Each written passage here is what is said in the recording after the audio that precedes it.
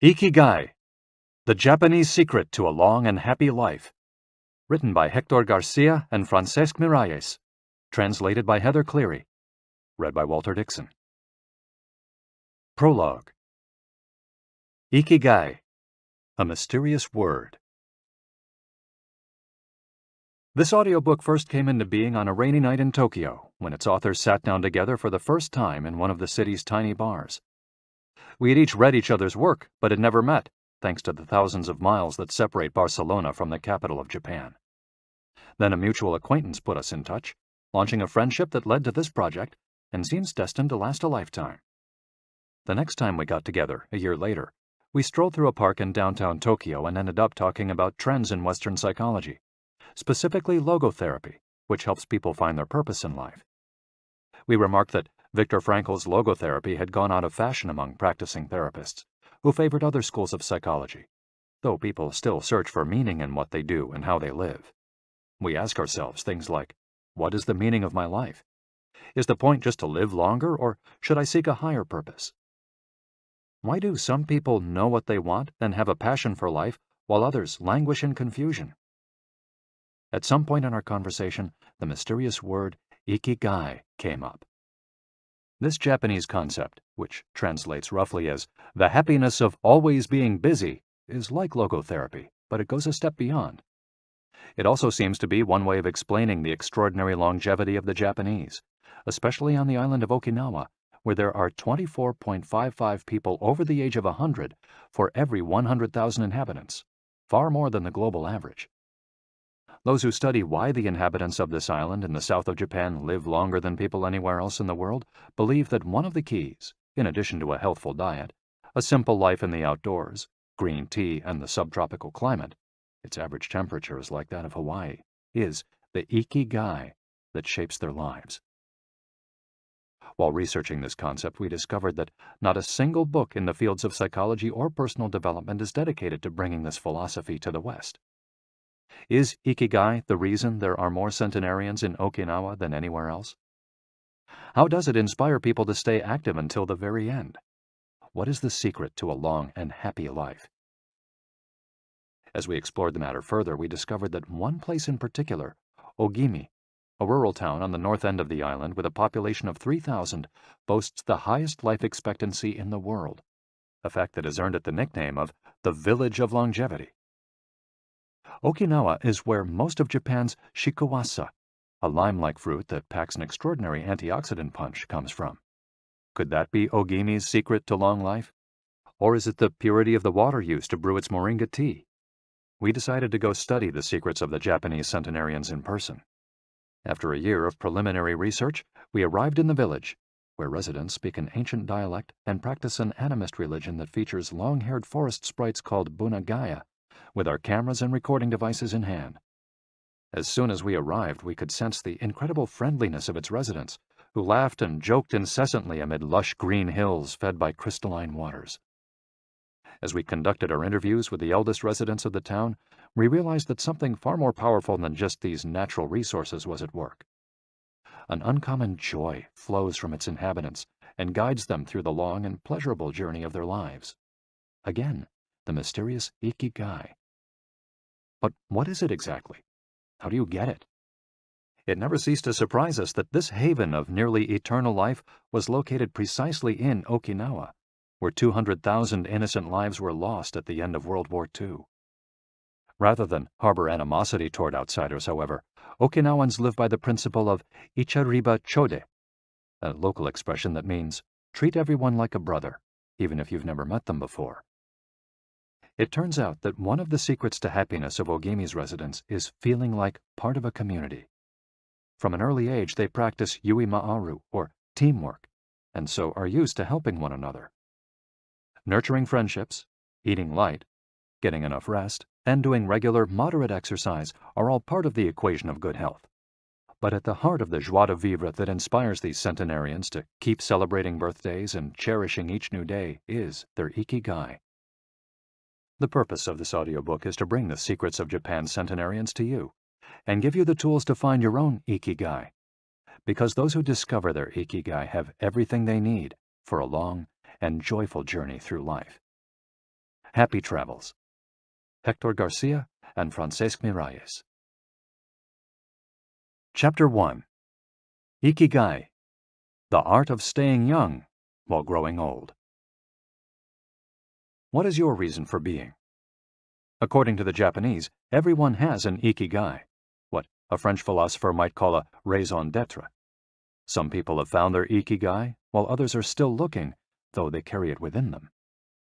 Our ikigai is hidden deep inside each of us, and finding it requires a patient search. According to those born on Okinawa, the island with the most centenarians in the world, our ikigai is the reason we get up in the morning. Ikigai can be described as the common ground you find between what you're good at, what you love, what the world needs, and what you can be paid for.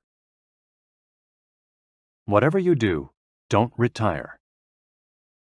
Having a clearly defined ikigai brings satisfaction, happiness, and meaning to our lives. The purpose of this audiobook is to help you find yours, and to share insights from Japanese philosophy on the lasting health of body, mind, and spirit. One surprising thing you notice living in Japan is how active people remain after they retire. In fact, many Japanese people never really retire. They keep doing what they love for as long as their health allows. There is, in fact, no word in Japanese that means retire in the sense of leaving the workforce for good, as in English. According to Dan Buettner, a National Geographic reporter who knows the country well, having a purpose in life is so important in Japanese culture that our idea of retirement simply doesn't exist there. The island of almost eternal youth. Certain longevity studies suggest that a strong sense of community and a clearly defined ikigai are just as important as the famously healthful Japanese diet, perhaps even more so. Recent medical studies of centenarians from Okinawa and other so-called blue zones, the geographic regions where people live longest, provide a number of interesting facts about these extraordinary human beings. Not only do they live much longer than the rest of the world's population, they also suffer from fewer chronic illnesses, such as cancer and heart disease. Inflammatory disorders are also less common. Many of these centenarians enjoy enviable levels of vitality and health that would be unthinkable for people of advanced age elsewhere. Their blood tests reveal fewer free radicals, which are responsible for cellular aging, as a result of drinking tea and eating until their stomachs are only 80% full. Women experience more moderate symptoms during menopause, and both men and women maintain higher levels of sexual hormones until much later in life. The rate of dementia is well below the global average. Though we'll consider each of these findings over the course of the audiobook, research clearly indicates that the Okinawans' focus on Ikigai gives a sense of purpose to each and every day and plays an important role in their health and longevity. The characters behind Ikigai. In Japanese, Ikigai is written by combining a character which means life with another which means to be worthwhile, and that can be broken down to the characters which mean armor, number one, and to be the first, to head into battle, taking initiative as a leader, and another character which means beautiful or elegant. The 5 blue zones. Okinawa holds first place among the world's blue zones. In Okinawa, women in particular live longer and have fewer diseases than anywhere else in the world. The 5 regions identified and analyzed by Dan Buettner in his book, The Blue Zones, are 1. Okinawa, Japan, especially the northern part of the island. The locals eat a diet rich in vegetables and tofu, typically served on small plates. In addition to their philosophy of Ikigai, the moai, or close-knit group of friends, plays an important role in their longevity. 2. Sardinia, Italy, specifically the provinces of Nuoro and Ogliastra. Locals on this island consume plenty of vegetables and 1 or 2 glasses of wine per day. As in Okinawa, the cohesive nature of this community is another factor directly related to longevity. 3. Loma Linda, California. Researchers studied a group of Seventh-day Adventists who are among the longest living people in the United States. 4. The Nicoya Peninsula, Costa Rica. Locals remain remarkably active after 90. Many of the region's older residents have no problem getting up at 5:30 in the morning to work in the fields. 5.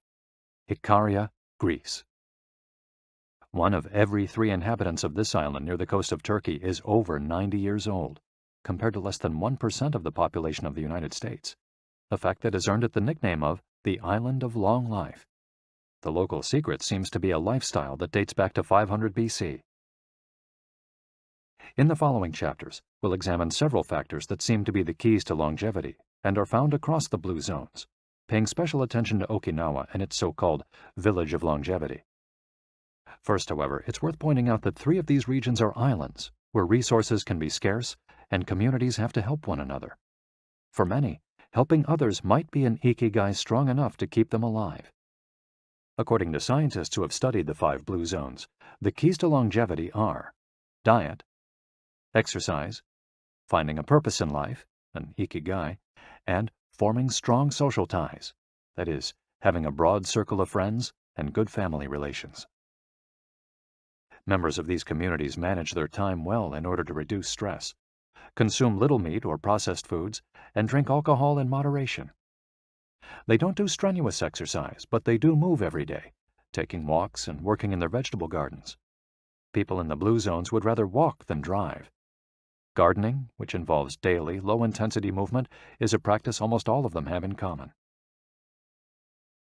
The 80% secret.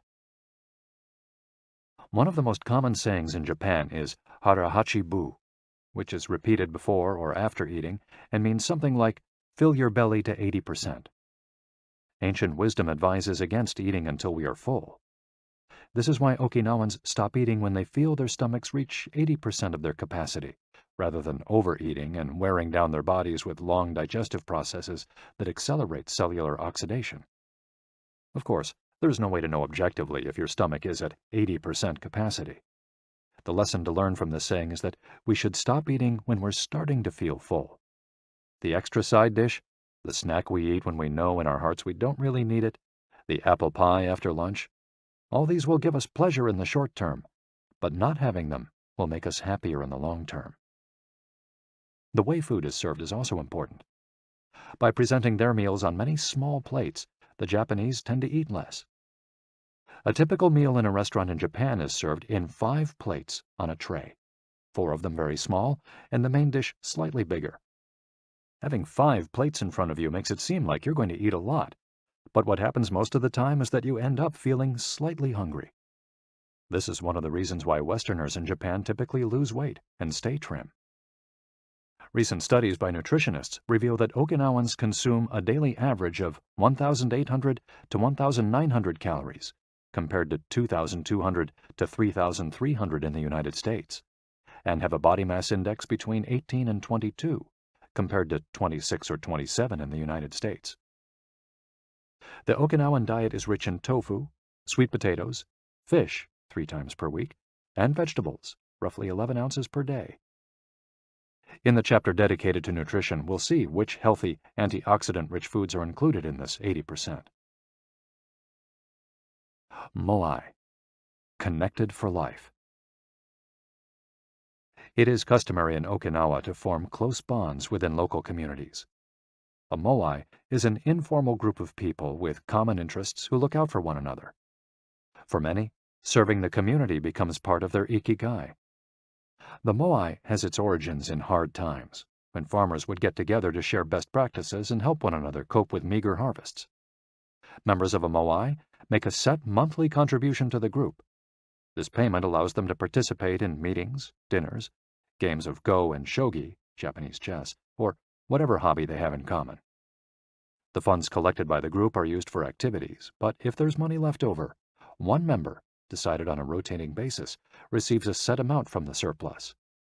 In this way, being part of a moai helps maintain emotional and financial stability. If a member of a moai is in financial trouble, he or she can get an advance from the group's savings. While the details of each moai's accounting practices vary according to the group and its economic means, the feeling of belonging and support gives the individual a sense of security and helps increase life expectancy.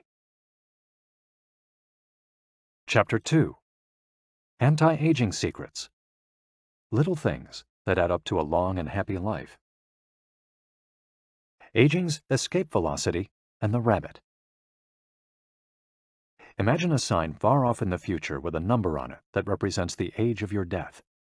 Every year that you live, you advance closer to the sign. When you reach the sign, you die. Now, imagine a rabbit holding the sign and walking to the future. Every year that you live, the rabbit is half a year as far away. After a while, you will reach the rabbit and die.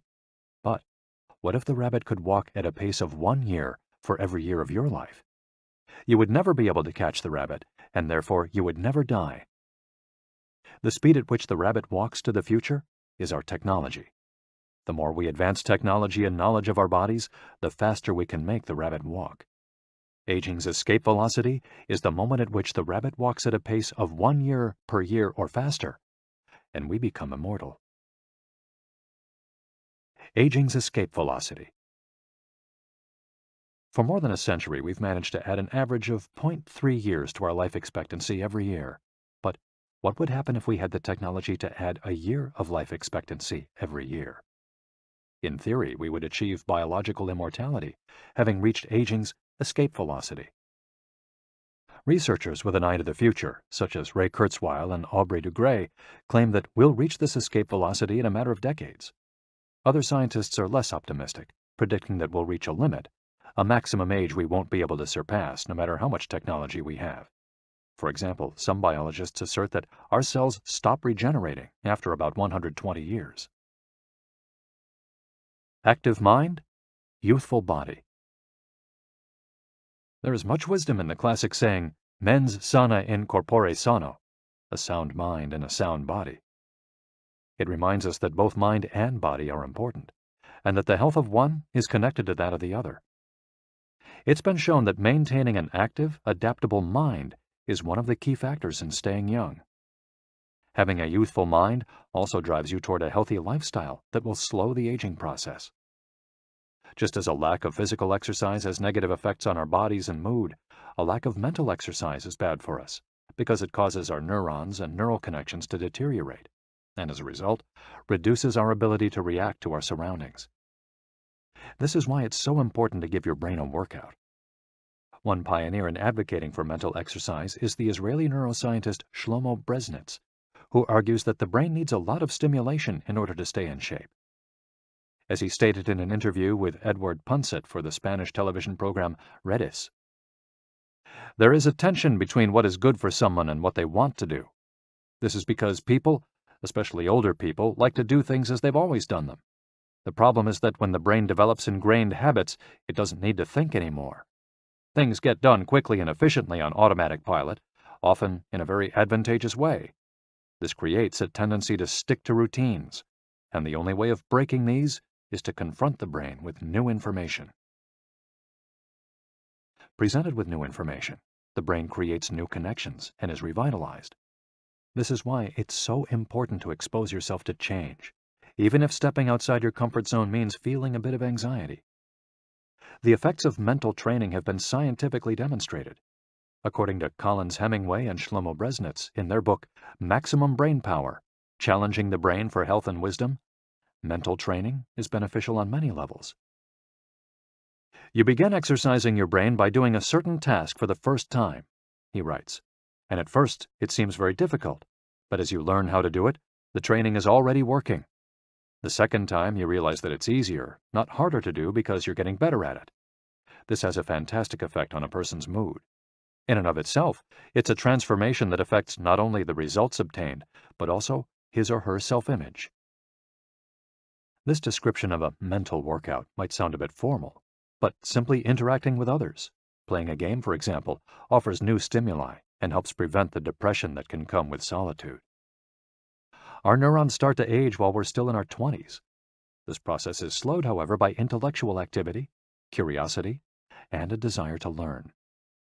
Dealing with new situations, learning something new every day, playing games, and interacting with other people seem to be essential for anti-aging strategies for the mind. Furthermore, a more positive outlook in this regard will yield greater mental benefits. Stress, accused of killing longevity. many people seem older than they are. Research into the causes of premature aging has shown that stress has a lot to do with it, because the body wears down much faster during periods of crisis. The American Institute of Stress investigated this degenerative process and concluded that most health problems are caused by stress. Researchers at the Heidelberg University Hospital conducted a study in which they subjected a young doctor to a job interview, which they made even more stressful by forcing him to solve complex math problems for 30 minutes. Afterward, they took a blood sample. What they discovered was that his antibodies had reacted to stress the same way they react to pathogens, activating the proteins that trigger an immune response. The problem is that this response not only neutralizes harmful agents, it also damages healthy cells, leading them to age prematurely. The University of California conducted a similar study, taking data and samples from 39 women who had high levels of stress due to the illness of one of their children, and comparing them to samples from women with healthy children and low levels of stress. They found that stress promotes cellular aging by weakening cell structures known as telomeres, which affect cellular regeneration and how our cells age. As the study revealed, the greater the stress, the greater the degenerative effects on cells. How does stress work? These days, people live at a frantic pace and in a nearly constant state of competition. At this fever pitch, stress is a natural response to the information being received by the body as potentially dangerous or problematic. Theoretically, this is a useful reaction, as it helps us survive in hostile surroundings. Over the course of our evolution, we have used this response to deal with difficult situations and to flee from predators. The alarm that goes off in our head makes our neurons activate the pituitary gland, which produces hormones that release corticotropin, which in turn circulates through the body via the sympathetic nervous system. The adrenal gland is then triggered to release adrenaline and cortisol. Adrenaline raises our respiratory rate and pulse and prepares our muscles for action, getting the body ready to react to perceived danger, while cortisol increases the release of dopamine and blood glucose, which is what gets us charged up and allows us to face challenges. These processes are, in moderation, beneficial. They help us overcome challenges in our daily lives. Nonetheless, the stress to which human beings are subjected today is clearly harmful. Compare the lives of cave dwellers with modern humans. Cave dwellers were relaxed most of the time. Modern humans work most of the time and are alert to any and all threats. Cave dwellers felt stress only in very specific situations. Modern humans are online or waiting for notifications from their cell phones 24 hours a day. To cave dwellers, the threats were real. A predator could end their lives at any moment. For modern humans, the brain associates the ping of a cell phone or an email notification with the threat of a predator. For cave dwellers, high doses of cortisol and adrenaline at moments of danger kept the body healthy. In modern humans, low doses of cortisol flow constantly through the body, with implications for a range of health problems, including adrenal fatigue and chronic fatigue syndrome. Stress has a degenerative effect over time. A sustained state of emergency affects the neurons associated with memory, as well as inhibiting the release of certain hormones, the absence of which can cause depression. Its secondary effects include irritability, insomnia, anxiety, and high blood pressure. As such, though challenges are good for keeping mind and body active, we should adjust our high-stress lifestyles in order to avoid the premature aging of our bodies. Be mindful about reducing stress. Whether or not the threats we perceive are real, stress is an easily identifiable condition that not only causes anxiety, but is also highly psychosomatic, affecting everything from our digestive system to our skin. This is why prevention is so important in avoiding the toll that stress takes on us, and why many experts recommend practicing mindfulness. The central premise of this stress reduction method is focusing on the self, noticing our responses, even if they are conditioned by habit, in order to be fully conscious of them. In this way, we connect with the here and now and limit thoughts that tend to spiral out of control. We have to learn to turn off the autopilot that's steering us in an endless loop. We all know people who snack while talking on the phone or watching the news. You ask them if the omelet they just ate had an onion in it, and they can't tell you, says Roberto Alcibar, who abandoned his fast-paced life to become a certified instructor of mindfulness after an illness threw him into a period of acute stress. One way to reach such a state of mindfulness is through meditation, which helps filter the information that reaches us from the outside world. It can also be achieved through breathing exercises, yoga, and body scans. Achieving mindfulness involves a gradual process of training, but with a bit of practice, we can learn to focus our mind completely, which reduces stress and helps us live longer. A little stress is good for you. While sustained, intense stress is a known enemy of longevity and both mental and physical health, low levels of stress have been shown to be beneficial. After observing a group of test subjects for more than 20 years, Dr. Howard S. Friedman, a psychology professor at the University of California, Riverside, discovered that people who maintained a low level of stress, who faced challenges and put their heart and soul into their work in order to succeed, lived longer than those who chose a more relaxed lifestyle and retired earlier. From this, he concluded that a small dose of stress is a positive thing, as those who live with low levels of stress tend to develop healthier habits, smoke less, and drink less alcohol. Given this, it's not surprising that many of the supercentenarians, people who live to be 110 or more, whom you'll meet in this audiobook, talk about having lived intense lives and working well into old age. A lot of sitting will age you. In the Western world in particular, the rise in sedentary behavior has led to numerous diseases, such as hypertension and obesity, which in turn affect longevity. Spending too much time seated at work or at home not only reduces muscular and respiratory fitness, but also increases appetite and curbs the desire to participate in activities. Being sedentary can lead to hypertension, imbalanced eating, cardiovascular disease, osteoporosis, and even certain kinds of cancer. Recent studies have shown a connection between a lack of physical activity and the progressive distortion of telomeres in the immune system, which ages those cells and, in turn, the organism as a whole. This is a problem at all life stages, not only among adults. Sedentary children suffer from high rates of obesity and all its associated health issues and risks, which is why it's so important to develop a healthy and active lifestyle at an early age. It's easy to be less sedentary. It just takes a bit of effort and a few changes to your routine. We can access a more active lifestyle that makes us feel better inside and out. We just have to add a few ingredients to our everyday habits. Walk to work, or just go on a walk, for at least 20 minutes each day. Use your feet instead of an elevator or escalator. This is good for your posture, your muscles, and your respiratory system, among other things. Participate in social or leisure activities, so that you don't spend too much time in front of the television. Replace your junk food with fruit, and you'll have less of an urge to snack and more nutrients in your system.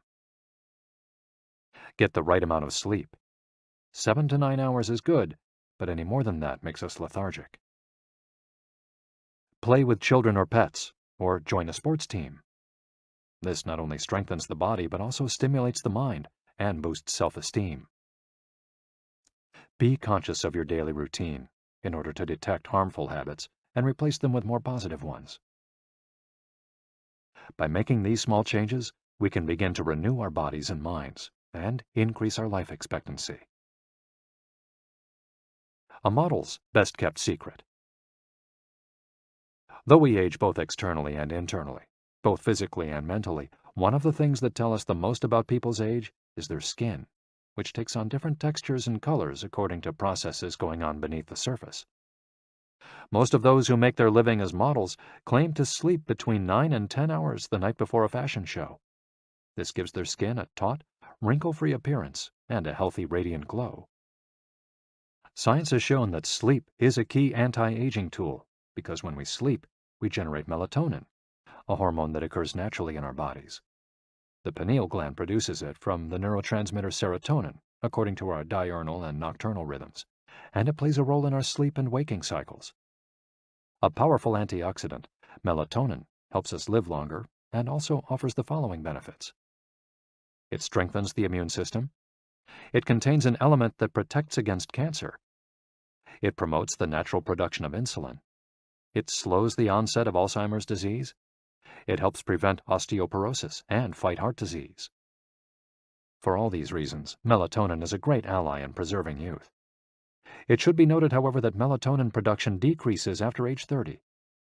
We can compensate for this by eating a balanced diet and getting more calcium, soaking up a moderate amount of sun each day, getting enough sleep, avoiding stress, alcohol, tobacco, and caffeine, all of which make it harder to get a good night's rest, depriving us of the melatonin we need. Experts are trying to determine whether artificially stimulating production of melatonin might help slow the aging process, which would confirm the theory that we already carry the secret to longevity within us. Anti-aging attitudes. The mind has tremendous power over the body and how quickly it ages. Most doctors agree that the secret to keeping the body young is keeping the mind active, a key element of Ikigai, and not caving in when we face difficulties throughout our lives. One study, conducted at Yeshiva University, found that the people who live the longest have two dispositional traits in common: a positive attitude and a high degree of emotional awareness. In other words, those who face challenges with a positive outlook and are able to manage their emotions are already well on their way toward longevity. A stoic attitude, serenity in the face of a setback, can also help keep you young, as it lowers anxiety and stress levels and stabilizes behavior. This can be seen in the greater life expectancies of certain cultures with unhurried, deliberate lifestyles. Many centenarians and supercentenarians have similar profiles. They've had full lives that were difficult at times, but they knew how to approach these challenges with a positive attitude and not be overwhelmed by the obstacles they faced. Alexander Imich, who in 2014 became the world's oldest living man at age 111, knew he had good genes, but understood that other factors contributed too. "The life you live is equally or more important for longevity," he said in an interview with Reuters after being added to Guinness World Records in 2014. An Ode to Longevity. During our stay in Ogimi, the village that holds the Guinness record for longevity, a woman who was about to turn 100 years old sang the following song for us in a mixture of Japanese and the local dialect. "To keep healthy and have a long life, eat just a little of everything with relish. Go to bed early, get up early, and then go out for a walk. We live each day with serenity, and we enjoy the journey. To keep healthy and have a long life, we get on well with all our friends. Spring, summer, fall, winter, we happily enjoy all the seasons. The secret is not to get distracted by how old the fingers are, from the fingers to the head and back once again. If you keep moving with your fingers working, 100 years will come to you." Chapter 3. From Logotherapy to Ikigai. How to live longer and better by finding your purpose. What is logotherapy? A colleague once asked Viktor Frankl to define his school of psychology in a single phrase, to which Frankl replied, "Well, in logotherapy, the patient sits up straight and has to listen to things that are, on occasion, hard to hear." The colleague had just described psychoanalysis to him in the following terms. "In psychoanalysis, the patient lies down on a couch and tells you things that are, on occasion, hard to say." Frankl explains that one of the first questions he would ask his patients was, "Why do you not commit suicide?" Usually the patient found good reasons not to and was able to carry on. What then does logotherapy do? The answer is pretty clear. It helps you find reasons to live. Logotherapy pushes patients to consciously discover their life's purpose in order to confront their neuroses. Their quest to fulfill their destiny then motivates them to press forward, breaking the mental chains of the past and overcoming whatever obstacles they encounter along the way. Something to live for. A study conducted by Frankl in his Vienna clinic found that among both patients and personnel, around 80% believed that human beings needed a reason for living, and around 60% felt they had someone or something in their lives worth dying for. The search for meaning. The search for purpose became a personal driving force that allowed Frankl to achieve his goals. The process of logotherapy can be summarized in these 5 steps. 1. A person feels empty, frustrated, or anxious. 2. The therapist shows him that what he is feeling is the desire to have a meaningful life. 3. The patient discovers his life's purpose at that particular point in time. 4. Of his own free will, the patient decides to accept or reject that destiny. 5. This newfound passion for life helps him overcome obstacles and sorrows. Frankl himself would live and die for his principles and ideals. His experiences as a prisoner at Auschwitz showed him that everything can be taken from a man but one thing, the last of the human freedoms: to choose one's attitude in any given set of circumstances, to choose one's own way. It was something he had to go through alone, without any help, and it inspired him for the rest of his life. 10 differences between psychoanalysis and logotherapy. Psychoanalysis: the patient reclines on a couch like a patient. Logotherapy: the patient sits facing the therapist, who guides him or her without passing judgment. Psychoanalysis is retrospective, it looks to the past. Logotherapy looks toward the future. Psychoanalysis is introspective, it analyzes neuroses. Logotherapy does not delve into the patient's neuroses. In psychoanalysis, the drive is toward pleasure. In logotherapy, the drive is toward purpose and meaning. Psychoanalysis centers on psychology. Logotherapy includes a spiritual dimension. Psychoanalysis works on psychogenic neuroses. Logotherapy also works on noogenic or existential neuroses. Psychoanalysis analyzes the unconscious origin of conflicts, instinctual dimension. Logotherapy deals with conflicts when and where they arise, spiritual dimension. Psychoanalysis limits itself to the patient's instincts. Logotherapy also deals with spiritual realities. Psychoanalysis is fundamentally incompatible with faith. Logotherapy is compatible with faith. Psychoanalysis seeks to reconcile conflicts and satisfy impulses and instincts. Logotherapy seeks to help the patient find meaning in his life and satisfy his moral principles. Fight for yourself. Existential frustration arises when our life is without purpose or when that purpose is skewed. In Frankl's view, however, there's no need to see this frustration as an anomaly or a symptom of neurosis. Instead, it can be a positive thing, a catalyst for change. Logotherapy does not see this frustration as mental illness, the way other forms of therapy do, but rather as spiritual anguish, a natural and beneficial phenomenon that drives those who suffer from it to seek a cure, whether on their own or with the help of others, and in so doing, find greater satisfaction in life. It helps them change their own destiny. Logotherapy enters the picture if a person needs help doing this, if he needs guidance in discovering his life's purpose, and later in overcoming conflict so he can keep moving towards his objective. In Man's Search for Meaning, Frankl cites one of Nietzsche's famous aphorisms: "He who has a why to live can bear with almost any how." Based on his own experience, Frankl believed that our health depends on that natural tension that comes from comparing what we've accomplished so far with what we'd like to achieve in the future. What we need, then, is not a peaceful existence, but a challenge we can strive to meet by applying all the skills at our disposal. Existential crisis, on the other hand, is typical of modern societies in which people do what they're told to do or what others do, rather than what they want to do. They often try to fill the gap between what is expected of them and what they want for themselves with economic power or physical pleasure, or by numbing their senses. It can even lead to suicide.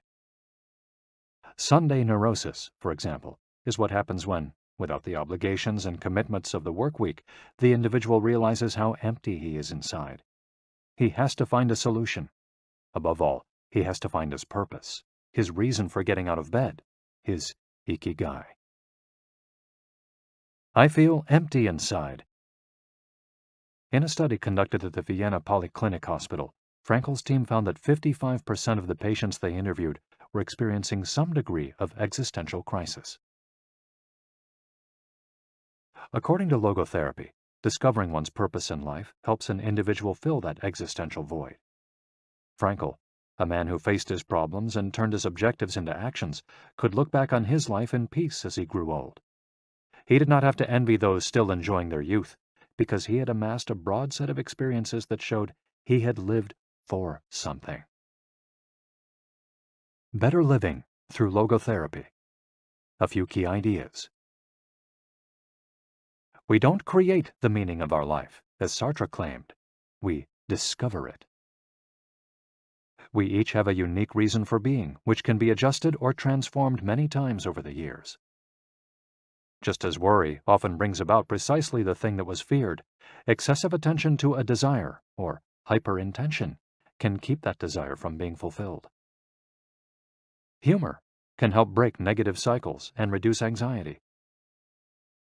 We all have the capacity to do noble or terrible things. The side of the equation we end up on depends on our decisions, not on the condition in which we find ourselves.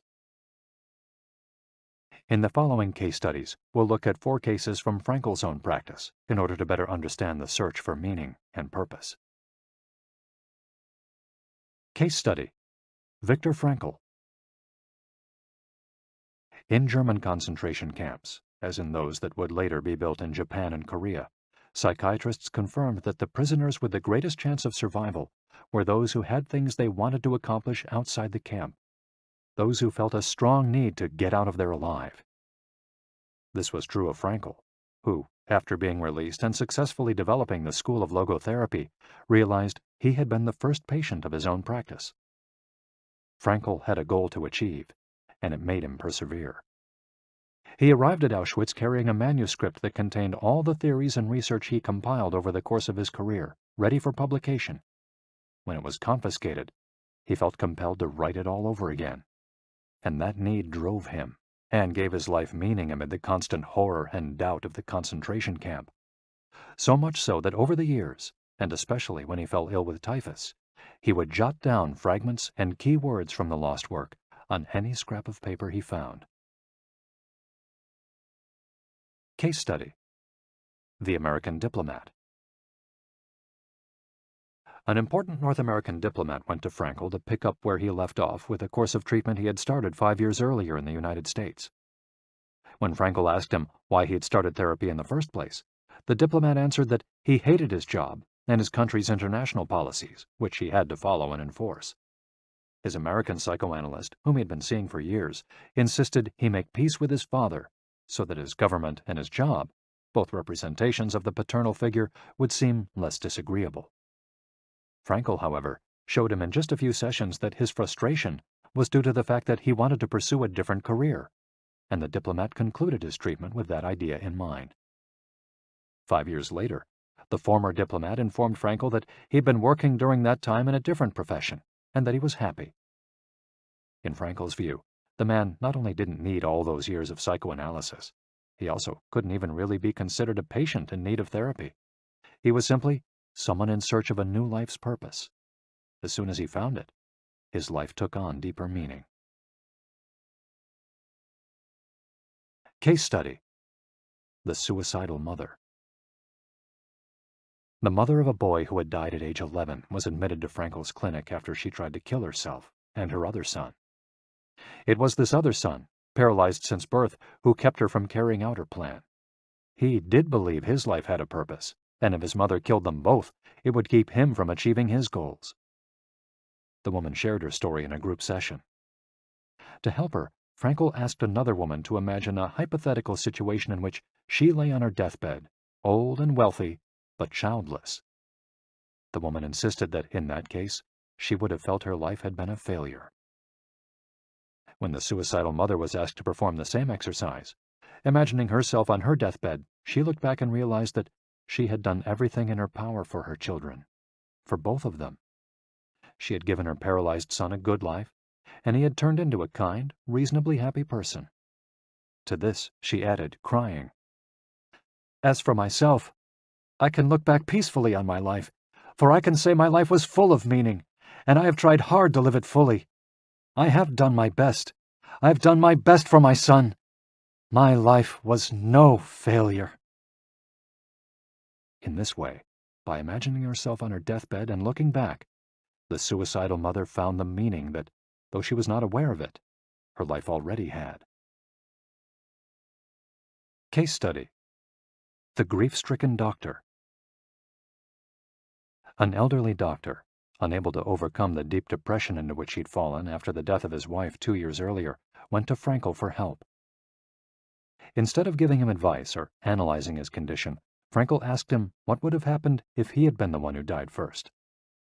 The doctor, horrified, answered that it would have been terrible for his poor wife, that she would have suffered tremendously. To which Frankel responded, "You see, doctor, you've spared her all that suffering, but the price you have to pay for this is to survive and mourn her." The doctor didn't say another word. He left Frankel's office in peace after taking the therapist's hand in his own. He was able to tolerate the pain in place of his beloved wife. His life had been given a purpose. Morita therapy. In the same decade that logotherapy came into being, a few years earlier in fact, Shoma Morita created his own purpose-centered therapy in Japan. It proved to be effective in the treatment of neurosis, obsessive-compulsive disorder, and post-traumatic stress. In addition to being a psychotherapist, Shoma Morita was a Zen Buddhist, and his therapy left a lasting spiritual mark on Japan. Many Western forms of therapy focus on controlling or modifying the patient's emotions. In the West, we tend to believe that what we think influences how we feel, which in turn influences how we act. In contrast, Morita therapy focuses on teaching patients to accept their emotions without trying to control them, since their feelings will change as a result of their actions. In addition to accepting the patient's emotions, Morita therapy seeks to create new emotions on the basis of actions. According to Morita, these emotions are learned through experience and repetition. Morita therapy is not meant to eliminate symptoms.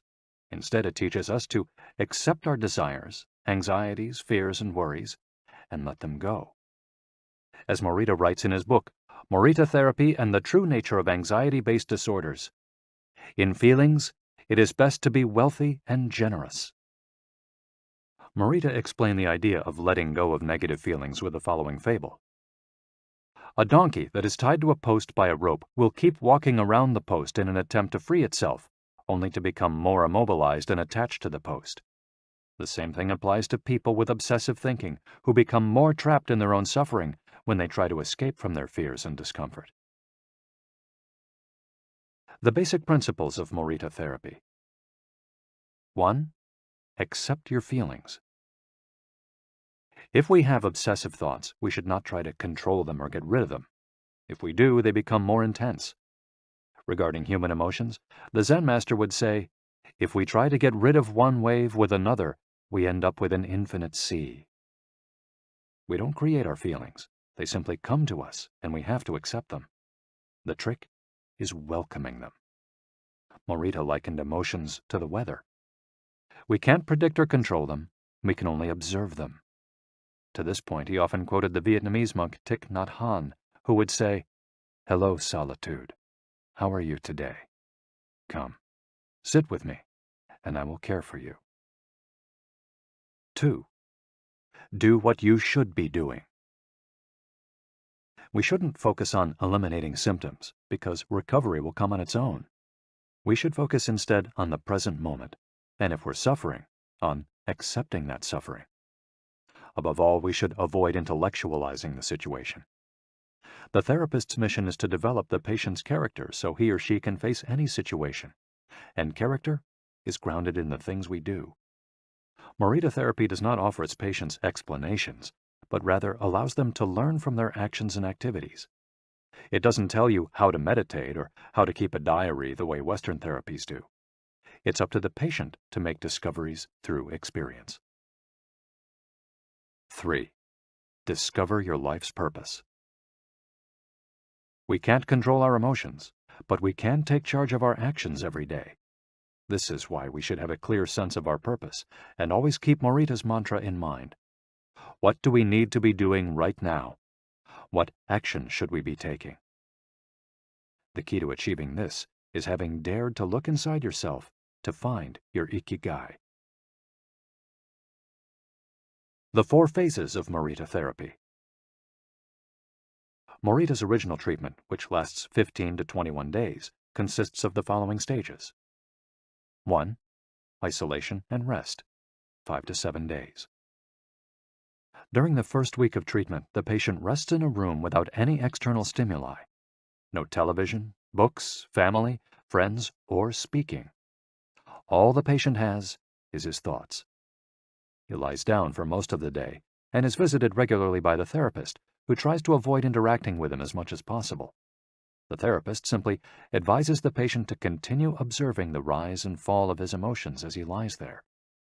When the patient gets bored and wants to start doing things again, he's ready to move on to the next stage of therapy. 2. Light occupational therapy, 5 to 7 days. In this stage, the patient performs repetitive tasks in silence. One of these is keeping a diary about his thoughts and feelings. The patient goes outside after a week of being shut in, takes walks in nature, and does breathing exercises. He also starts doing simple activities such as gardening, drawing, or painting. During this stage, the patient is still not allowed to talk to anyone except the therapist. 3. Occupational therapy, 5 to 7 days. In this stage, the patient performs tasks that require physical movement. Dr. Morita liked to take his patients to the mountains to chop wood. In addition to physical tasks, the patient is also immersed in other activities such as writing, painting, or making ceramics. The patient can speak with others at this stage, but only about the tasks at hand. 4. The return to social life and the real world. The patient leaves the hospital and is reintroduced to social life, but maintains the practices of meditation and occupational therapy developed during treatment. The idea is to re-enter society as a new person, with a sense of purpose, and without being controlled by social or emotional pressures. Nikan meditation. Morita was a great Zen master of Nikan introspective meditation. Much of his therapy draws on his knowledge and mastery of this school, which centers on 3 questions the individual must ask him or herself. 1. What have I received from person X? 2. What have I given to person X? 3. What problems have I caused person X? Through these reflections, we stop identifying others as the cause of our problems and deepen our own sense of responsibility. As Morita said, if you are angry and want to fight, think about it for 3 days before coming to blows. After 3 days, the intense desire to fight will pass on its own. And now, Ikigai. Logotherapy and Morita therapy are both grounded in a personal, unique experience that you can access without therapists or spiritual retreats. The mission of finding your Ikigai, your existential fuel. Once you find it, it's only a matter of having the courage and making the effort to stay on the right path. In the following chapters, we'll take a look at the basic tools you'll need to get moving along that path. Finding flow in the tasks you've chosen to do, eating in a balanced and mindful way, doing low-intensity exercise, and learning not to give in when difficulties arise. In order to do this, you have to accept that the world, like the people who live in it, is imperfect, but that it's still full of opportunities for growth and achievement. Are you ready to throw yourself into your passion as if it were the most important thing in the world? Chapter 4. Find flow in everything you do. How to turn work and free time into spaces for growth. We are what we repeatedly do. Excellence, then, is not an act, but a habit. Aristotle. Going with the flow. Imagine you're skiing down one of your favorite slopes. Powdery snow flies up on both sides of you like white sand. Conditions are perfect. You are entirely focused on skiing as well as you can. You know exactly how to move at each moment. There is no future, no past. There is only the present. You feel the snow, your skis, your body, and your consciousness united as a single entity. You are completely immersed in the experience, not thinking about or distracted by anything else. your ego dissolves, and you become part of what you're doing. This is the kind of experience Bruce Lee described with his famous, "Be water, my friend." We've all felt our sense of time vanish when we lose ourselves in an activity we enjoy. We start cooking, and before we know it, several hours have passed.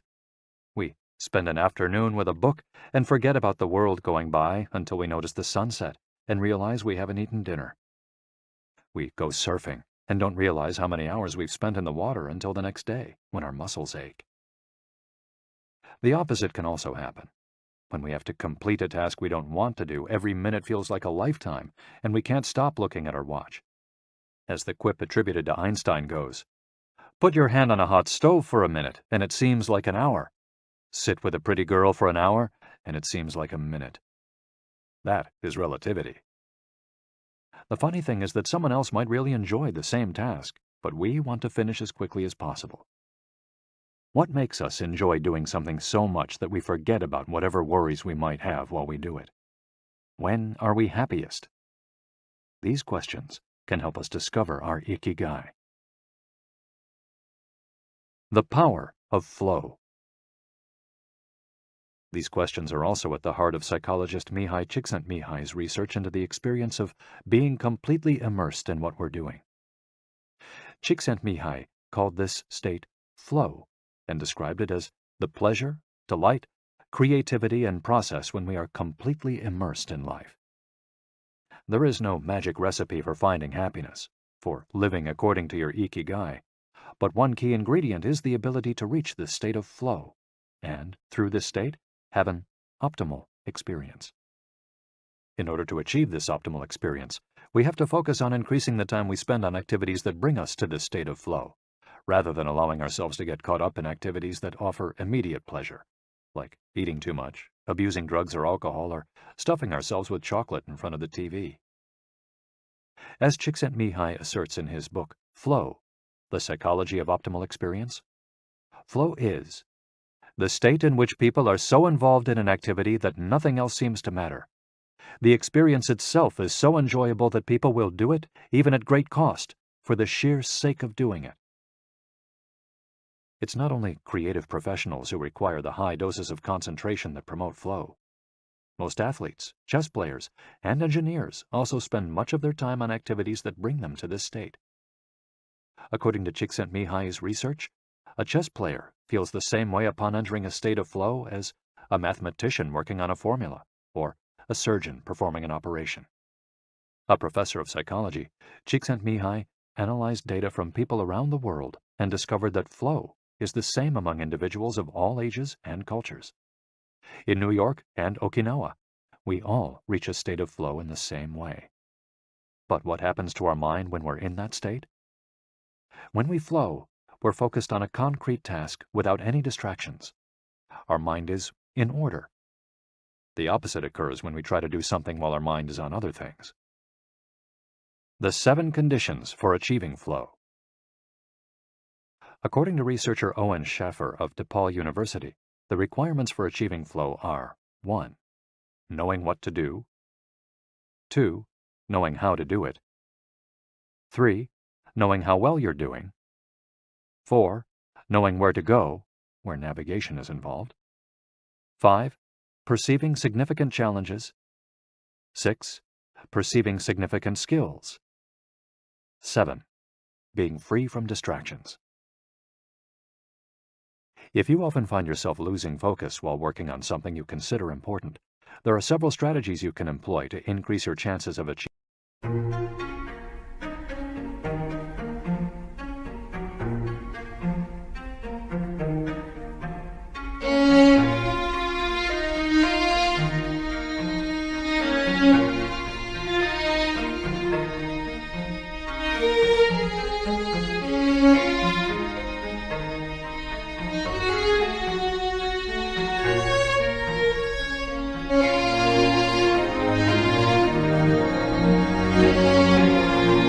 Flow.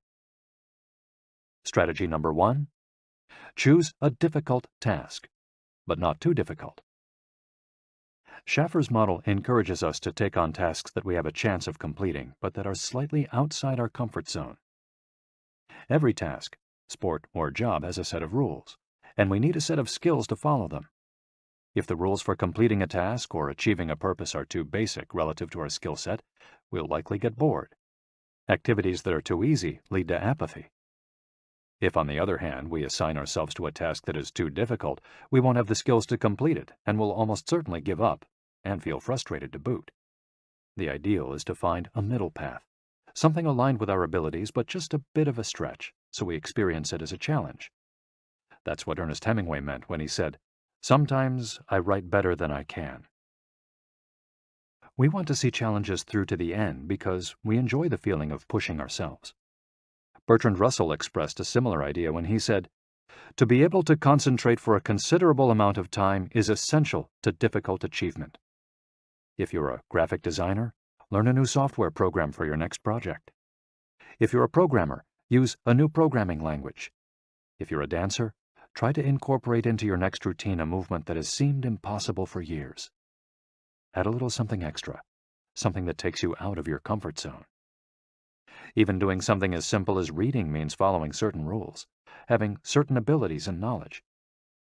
If we set out to read a book on quantum mechanics for specialists in physics without being specialists in physics ourselves, we'll probably give up after a few minutes. On the other end of the spectrum, if we already know everything a book has to tell us, we'll get bored right away. However, if the book is appropriate to our knowledge and abilities and builds on what we already know, we'll immerse ourselves in our reading, and time will flow. This pleasure and satisfaction are evidence that we are in tune with our Ikigai. In summary, easy tasks lead to boredom, challenging tasks lead to flow, tasks beyond our abilities lead to anxiety. Strategy 2. Have a clear, concrete objective. Video games, played in moderation, board games, and sports are great ways to achieve flow because the objective tends to be very clear. Beat your rival or your own record while following a set of explicitly defined rules. Unfortunately, the objective isn't quite as clear in most situations. According to a study by Boston Consulting Group, when asked about their bosses, the #1 complaint of employees at multinational corporations is that they don't communicate the team's mission clearly, and that as a result, the employees don't know what their objectives are. What often happens, especially in big companies, is that the executives get lost in the details of obsessive planning, creating strategies to hide the fact that they don't have a clear objective. It's like heading out to sea with a map, but no destination. It's much more important to have a compass pointing to a concrete objective than to have a map. Joy Ito, director of the MIT Media Lab, encourages us to use the principle of compass over maps as a tool to navigate our world of uncertainty. In the book Whiplash, How to Survive Our Faster Future, he and Jeff Howe write, "In an increasingly unpredictable world moving ever more quickly, a detailed map may lead you deep into the woods at an unnecessarily high cost. A good compass, though, will always take you where you need to go. It doesn't mean that you should start your journey without any idea where you're going. What it does mean is understanding that while the path to your goal may not be straight, you'll finish faster and more efficiently than you would have if you had trudged along a pre-planned route." In business, the creative professions, and education alike, it's important to reflect on what we hope to achieve before starting to work, study, or make something. We should ask ourselves questions such as, what is my objective for today's session in the studio? How many words am I going to write today for the article coming out next month? What is my team's mission? How fast will I set the metronome tomorrow in order to play that sonata at an allegro tempo by the end of the week? Having a clear objective is important in achieving flow, but we also have to know how to leave it behind when we get down to business. Once the journey has begun, we should keep this objective in mind without obsessing over it. When Olympic athletes compete for a gold medal, they can't stop to think how pretty the medal is. They have to be present in the moment. They have to flow. If they lose focus for a second, thinking how proud they'll be to show the medal to their parents, they'll almost certainly commit an error at a critical moment and will not win the competition. One common example of this is writer's block. Imagine that a writer has to finish a novel in 3 months. The objective is clear. The problem is that the writer can't stop obsessing over it, Every day she wakes up thinking, I have to write that novel. And every day she sets about reading the newspaper and cleaning the house. Every evening she feels frustrated and promises she'll get to work the next day. Days, weeks, and months pass, and the writer still hasn't gotten anything down on the page, when all it would have taken was to sit down and get that first word out, then the second, to flow with the project, expressing her Ikigai. As soon as you take these first small steps, your anxiety will disappear and you'll achieve a pleasant flow in the activity you're doing. Getting back to Albert Einstein, a happy man is too satisfied with the present to dwell on the future. To summarize, a vague objective leads to confusion, time and energy wasted on meaningless tasks, and mental block. A clearly defined objective and a focus on process leads to flow. And obsessive desire to achieve a goal while ignoring process leads to a fixation on the objective rather than on getting down to business, and mental block. Strategy 3. Concentrate on a single task. This is perhaps one of the greatest obstacles we face today, with so much technology and so many distractions. We're listening to a video on YouTube while writing an email when suddenly a chat prompt pops up and we answer it. Then our smartphone vibrates in our pocket. Just as soon as we respond to that message, we're back at our computer logging onto Facebook. Pretty soon, 30 minutes have passed, and we've forgotten what the email we were writing was supposed to be about. This also happens sometimes when we put on a movie with dinner and don't realize how delicious the salmon was until we're taking the last bite. We often think that combining tasks will save us time, but scientific evidence shows that it has the opposite effect. Even those who claim to be good at multitasking are not very productive. In fact, they are some of the least productive people. Our brains can take in millions of bits of information, but we can only actually process a few dozen per second. When we say we're multitasking, what we're really doing is switching back and forth between tasks very quickly. Unfortunately, we're not computers adept at parallel processing. We end up spending all our energy alternating between tasks instead of focusing on doing one of them well. Concentrating on one thing at a time may be the single most important factor in achieving flow. According to Csikszentmihalyi, in order to focus on a task, we need 1. To be in a distraction-free environment, and 2. To have control over what we're doing at every moment. Technology is great if we're in control of it. It's not so great if it takes control of us. For example, if you have to write a research paper, you might sit down at your computer and use Google to look up the information you need. However, if you're not very disciplined, you might end up surfing the web instead of writing that paper. In that case, Google and the Internet will have taken over, pulling you out of your state of flow.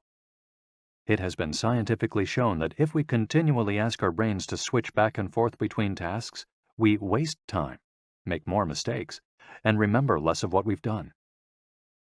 Several studies conducted at Stanford University by Clifford Ivar Nass describe our generation as suffering from an epidemic of multitasking.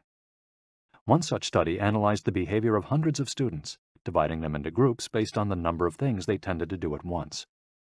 The students who were the most addicted to multitasking typically alternated among more than 4 tasks. For example, taking notes while reading a textbook, listening to a podcast, answering messages on their smartphone, and sometimes checking their Twitter timeline. Each group of students was shown a screen with several red and several blue arrows. The objective of the exercise was to count the red arrows.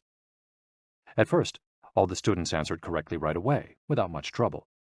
As the number of blue arrows increased, the number of red arrows stayed the same, only their position changed, however. The students accustomed to multitasking had serious trouble counting the red arrows in the time allotted, or as quickly as the students who did not habitually multitask, for one very simple reason. They got distracted by the blue arrows.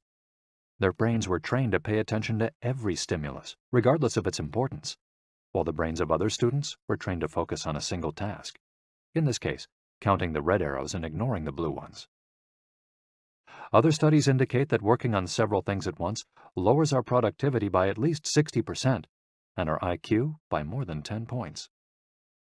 One study funded by the Swedish Council for Working Life and Social Research found that a sample group of more than 4,000 young adults between the ages of 20 and 24 who were addicted to their smartphones got less sleep, felt less connected to their community at school, and were more likely to show signs of depression.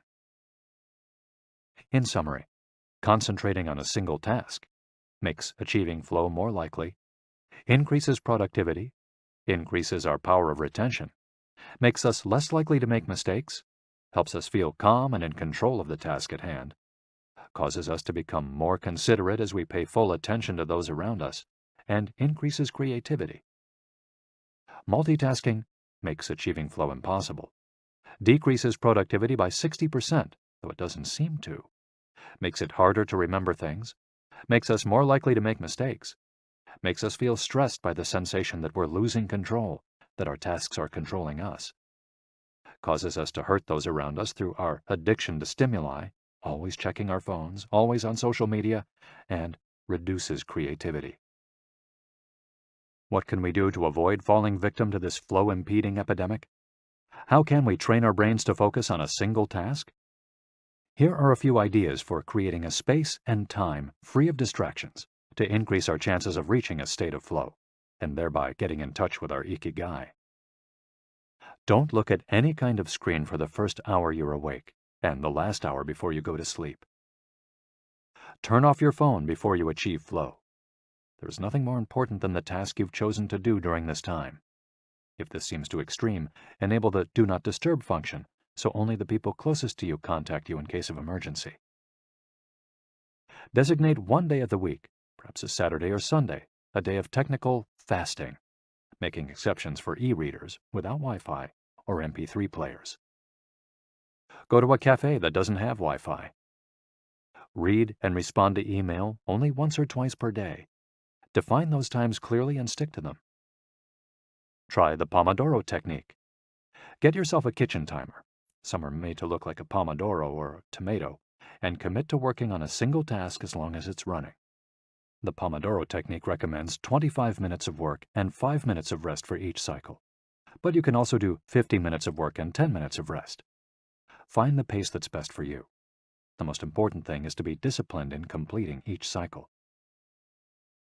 Start your work session with a ritual you enjoy, and end it with a reward. Train your mind to return to the present when you find yourself getting distracted. Practice mindfulness or another form of meditation. Go for a walk or a swim, whatever will help you get centered again. Work in a space where you will not be distracted. If you can't do this at home, go to a library, a cafe, or, if your task involves playing the saxophone, a music studio. If you find that your surroundings continue to distract you, keep looking until you find the right place. Divide each activity into groups of related tasks and assign each group its own place and time. For example, if you're writing a magazine article, you could do research and take notes at home in the morning, write in the library in the afternoon, and edit on the couch at night. Bundle routine tasks, such as sending out invoices, making phone calls, and so on, and do them all at once. A summary of the advantages of flow versus the disadvantages of distraction. A focused mind versus a wandering mind. Living in the present versus thinking about the past and the future. Being free from worry versus having concerns about our daily life and the people around us invading our thoughts. Having the hours fly by versus having every minute seem endless. With flow, we feel in control. With distraction, we lose control and fail to complete the task at hand, or other tasks or people keep us from our work. With flow, we prepare thoroughly. With distraction, we act without being prepared. With flow, we know what we should be doing at any given moment. When distracted, we frequently get stuck and don't know how to proceed. With flow, our mind is clear and overcomes all obstacles to the flow of thought. With distraction, we're plagued by doubts, concerns, and low self-esteem. With flow, it's pleasant. With distraction, it's boring and exhausting. And with flow, our ego fades. We're not the ones controlling the activity or task we're doing. The task is leading us. And with distraction, constant self-criticism. Our ego is present, and we feel frustrated. Flow in Japan. Takumis, engineers, geniuses, and otakus. What do takumis, artisans, engineers, inventors, and otakus, fans of anime and manga, have in common? They all understand the importance of flowing with their Ikigai at all times. One widespread stereotype about people in Japan is that they're exceptionally dedicated and hard-working, even though some Japanese people say they look like they're working harder than they really are. There is no doubt, though, about their ability to be completely absorbed in a task, or about their perseverance when there's a problem to be solved. One of the first words one learns when starting Japanese lessons is ganbaru, which means to persevere, or to stay firm by doing one's best. Japanese people often apply themselves to even the most basic tasks with an intensity that borders on obsession. We see this in all kinds of contexts, from the retirees taking meticulous care of their rice fields in the mountains of Nagano to the college students working the weekend shift in convenience stores known as konbinis. If you go to Japan, you'll experience this attention to detail firsthand in almost every transaction. Walk into one of the stores that sell handcrafted objects in Naha, Kanazawa, or Kyoto, and you'll also discover that Japan is a treasure trove of traditional craftwork. The people of Japan have a unique talent for creating new technologies while preserving artisanal traditions and techniques. The art of the takumi. Toyota employs artisans who are able to make a certain type of screw by hand. These takumi, or experts in a particular manual skill, are extremely important at Toyota, and they are hard to replace. Some of them are the only people who know how to perform their exact skill, and it doesn't seem as though a new generation is going to take up the mantle. Turntable needles are another example. They're produced almost exclusively in Japan, where you can find the last remaining people who know how to use the machinery required to make these precision needles, and who are trying to pass on their knowledge to their descendants. We met a takumi on a visit to Kumano, a small town near Hiroshima. We were there for the day, working on a photo essay for one of the most famous brands of makeup brushes in the West. The billboard welcoming visitors to Kumano shows a mascot holding a large brush. In addition to the brush factories, the town is full of little houses and vegetable gardens. Heading farther in, you can see several Shinto shrines at the base of the mountains that surround the town. We spent hours taking photos in factories full of people in orderly rows, each doing a single task, such as painting the handles of the brushes or loading boxes of them onto trucks, before we realized we still hadn't seen anyone actually putting bristles into the brush heads. After we asked about this and got the runaround several times, the president of one company agreed to show us how it was done. He led us out of the building and asked us to get into his car. After a 5-minute drive, we parked next to another, smaller structure and climbed the stairs. He opened a door, and we walked into a small room filled with windows that let in lovely natural light. In the middle of the room was a woman wearing a mask. You could see only her eyes. She was so focused on choosing individual bristles for the brushes, gracefully moving her hands and fingers, using scissors and combs to sort the bristles, that she didn't even notice our presence. Her movements were so quick, it was hard to tell what she was doing. The president of the company interrupted her to let her know that we'd be taking photos as she worked. We couldn't see her mouth, but the glint in her eye and the cheerful inflection in her speech let us know she was smiling. She looked happy and proud, talking about her work and responsibilities. We had to use extremely fast shutter speeds to capture her movements. Her hands danced and flowed in concert with her tools and the bristles she was sorting. The president told us that this takumi was one of the most important people in the company, even though she was hidden away in a separate building. Every bristle of every brush the company made passed through her hands. Steve Jobs in Japan. Apple co-founder Steve Jobs was a big fan of Japan. Not only did he visit the Sony factories in the 1980s and adopt many of their methods when he founded Apple, he was also captivated by the simplicity and quality of Japanese porcelain in Kyoto. It was not, however, an artisan from Kyoto who won Steve Jobs' devotion, but rather a takumi from Toyama named Yokio Shakunaga, who used a technique called Etchu Setoyaki, known by only a few. On a visit to Kyoto, Jobs heard of an exhibition of Shakunaga's work. He immediately understood that there was something special about Shakunaga's porcelain. As a matter of fact, he bought several cups, vases, and plates, and went back to the show 3 times that week.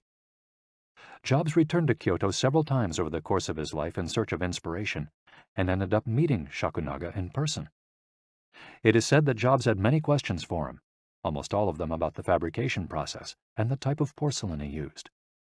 Shakunaga explained that he used white porcelain he extracted himself from mountains in the Toyama prefecture, making him the only artist of his ilk familiar with the fabrication process of porcelain objects from their origins in the mountains to their final form, an authentic takumi. Jobs was so impressed that he considered going to Toyama to see the mountain where Shakunaga got his porcelain, but thought better of it when he heard that it was more than 4 hours by train from Kyoto. In an interview after Jobs' death, Shakunaga said he was very proud that his work had been appreciated by the man who created the iPhone. He added that Jobs' last purchase from him had been a set of 12 teacups. Jobs had asked for something special, a new style. To satisfy this request, Shakunaga made 150 teacups in the process of testing out new ideas. Of these, he chose the 12 best and sent them to the Jobs family.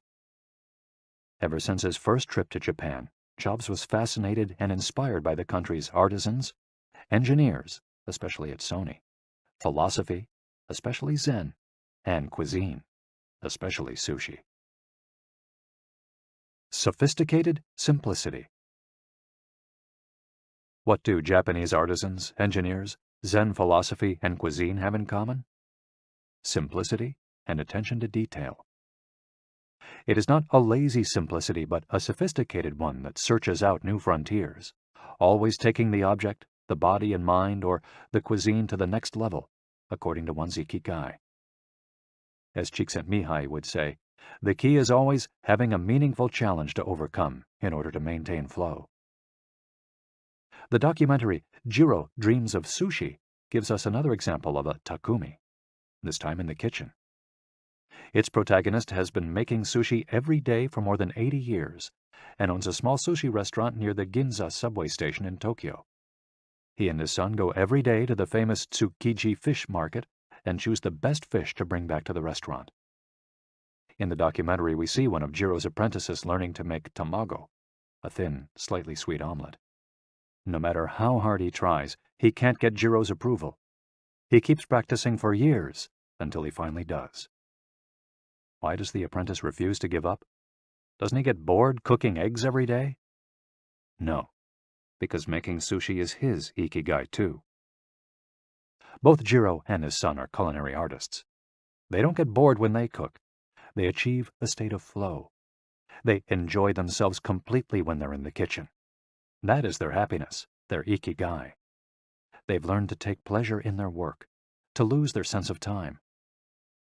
Beyond the close relationship between father and son, which helps keep the challenge going each day, they also work in a quiet, peaceful environment that allows them to concentrate.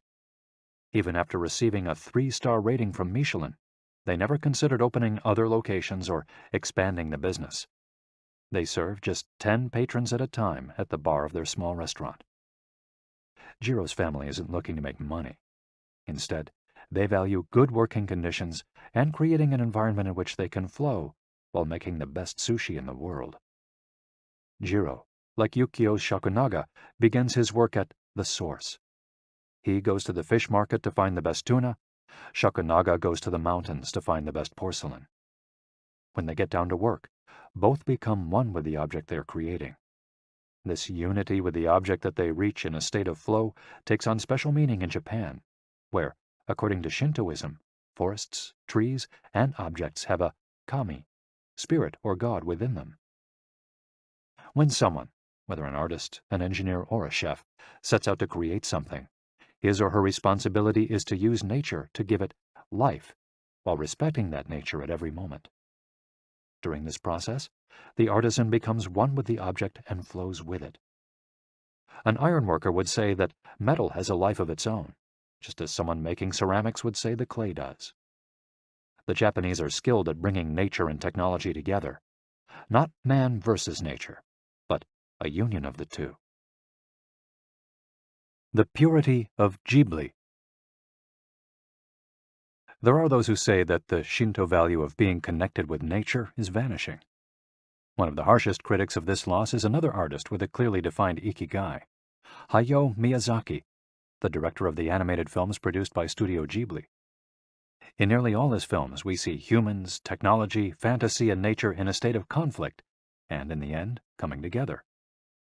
One of the most poignant metaphors in his film, Spirited Away, is an obese spirit covered in trash that represents pollution of the rivers. In Miyazaki's films, forests have personalities, trees have feelings, and robots befriend birds. Considered a national treasure by the Japanese government, Miyazaki is an artist capable of becoming completely absorbed in his art. He uses a cell phone from the late 1990s, and he makes his entire team draw by hand. He directs his films by rendering on paper even the tiniest detail, achieving flow by drawing, not by using a computer. Thanks to this obsession on the director's part, Studio Ghibli is one of the only studios in the world where almost the entire production process is carried out using traditional techniques. Those who have visited Studio Ghibli know that it's fairly typical on a given Sunday to see a solitary individual tucked away in a corner, hard at work. A man in simple clothes who will greet them with an "Ohayo," hello, without looking up. Miyazaki is so passionate about his work that he spends many Sundays in the studio, enjoying the state of flow, putting his Ikigai above all else. Visitors know that under no circumstances is one to bother Miyazaki, who is known for his quick temper, especially if he is interrupted while drawing. In 2013, Miyazaki announced he was going to retire. To commemorate his retirement, the television station NHK made a documentary showing him in his last days at work. He is drawing in nearly every scene of the film. In one scene, several of his colleagues are seen coming out of a meeting, and there he is, drawing in a corner, paying no attention to them. In another scene, he is shown walking to work on December 30th, a national holiday in Japan, and opening the doors of Studio Ghibli so he can spend the day there, drawing alone. Miyazaki can't stop drawing. The day after his retirement, instead of going on vacation or staying at home, he went to Studio Ghibli and sat down to draw. His colleagues put on their best poker faces, not knowing what to say. 1 year later, he announced he wouldn't make any more feature films, but that he would keep on drawing until the day he died. Can someone really retire if he's passionate about what he does? The Recluses. It is not only the Japanese who have this capacity. There are artists and scientists all over the world with strong, clear ikigais. They do what they love until their dying day. The last thing Einstein wrote before closing his eyes forever was a formula that attempted to unite all the forces of the universe in a single theory. When he died, he was still doing what he loved. If he hadn't been a physicist, he said, he would have been happy as a musician. When he wasn't focused on physics or mathematics, he enjoyed playing the violin. Reaching a state of flow while working on his formulas or playing music, his two ikigais, brought him endless pleasure. Many such artists might seem misanthropic or reclusive, but what they are really doing is protecting the time that brings them happiness, sometimes at the expense of other aspects of their lives. They are outliers who apply the principles of flow to their lives to an extreme. Another example of this kind of artist is the novelist Haruki Murakami. He sees only a close circle of friends and appears in public in Japan only once every few years. Artists know how important it is to protect their space, control their environment, and be free from distractions if they want to flow with their ikigai. Microflow. Enjoying mundane tasks. But what happens when we have to, say, do the laundry, mow the lawn, or attend to paperwork? Is there a way to make these mundane tasks enjoyable? Near the Shinjuku subway station, in one of the neural centers of Tokyo, there is a supermarket that still employs elevator operators. The elevators are fairly standard and could easily be operated by the customers, but the store prefers to provide the service of someone holding the door open for you, pushing the button for your floor, and bowing as you exit. If you ask around, you'll learn that there is one elevator operator who has been doing the same job since 2004. She is always smiling and enthusiastic about her work.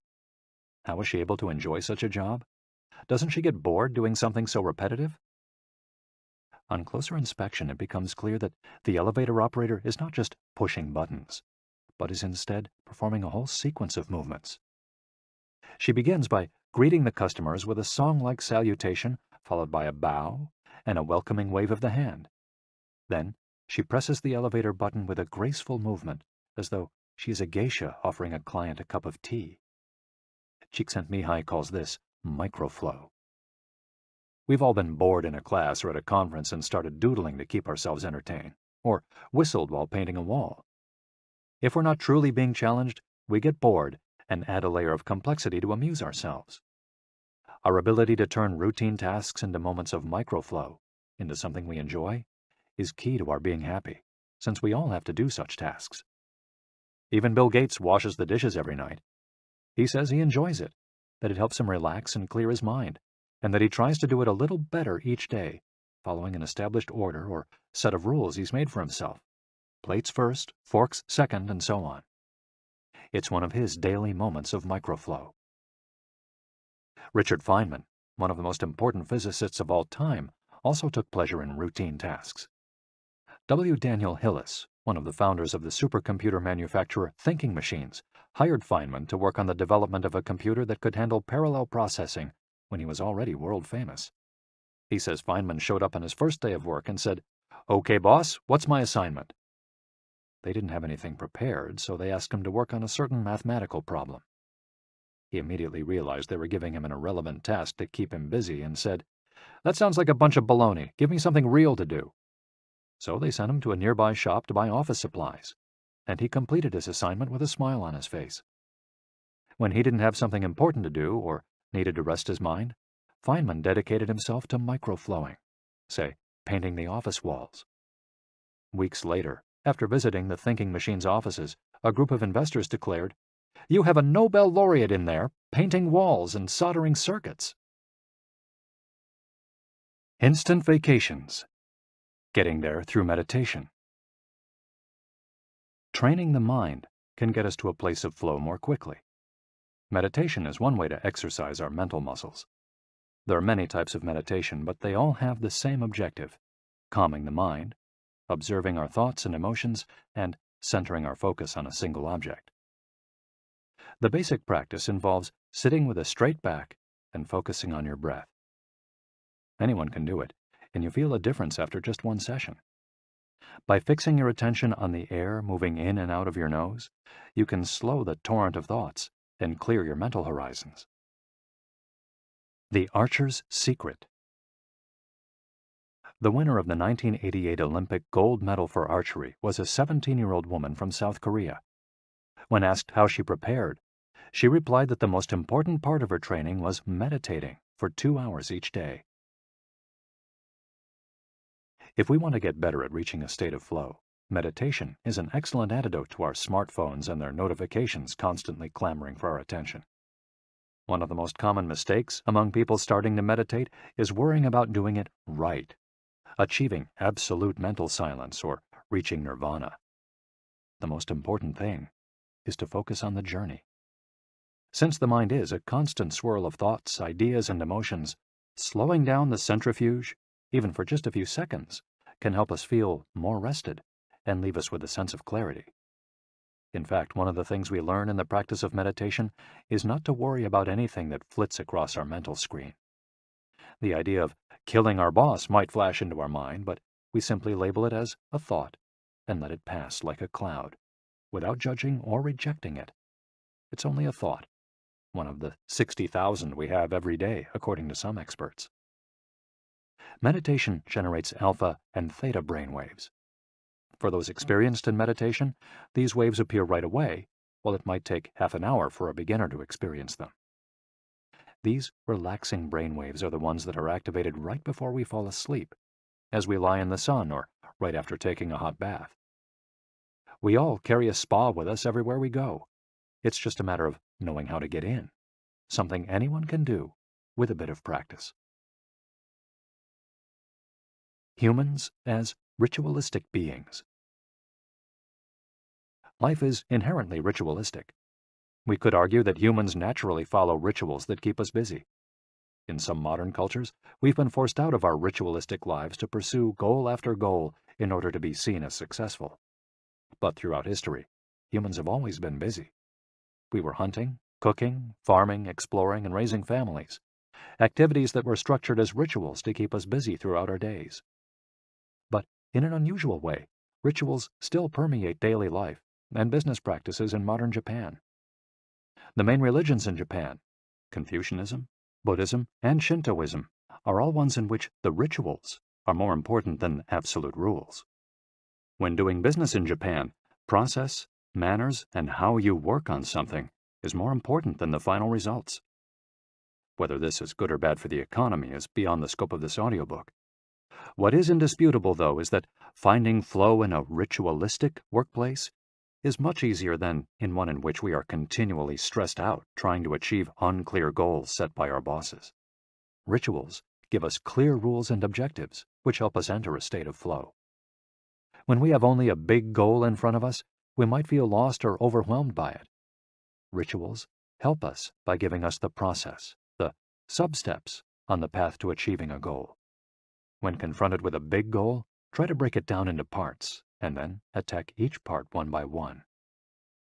Focus on enjoying your daily rituals, using them as tools to enter a state of flow. Don't worry about the outcome.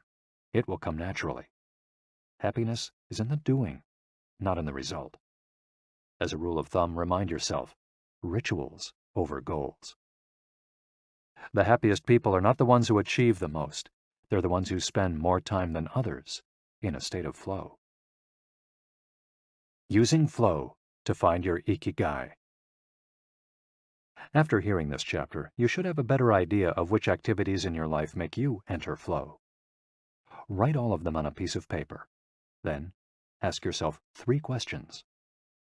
What do the activities that drive you to flow have in common? Why do these activities drive you to flow? For example, are all the activities you most like doing ones that you practice alone or with other people? Do you flow more when doing things that require you to move your body, or just to think? In the answers to these questions, you might find the underlying Ikigai that drives your life. If you don't, then keep searching by going deeper into what you like by spending more of your time in the activities that make you flow. Also, try new things that are not on the list of what makes you flow, but that are similar and that you're curious about. For example, if photography is something that drives you into flow, you could also try painting. You might even like it more. Or if you love snowboarding and have never tried surfing, flow is mysterious. It's like a muscle. The more you train it, the more you will flow, and the closer you'll be to your Ikigai.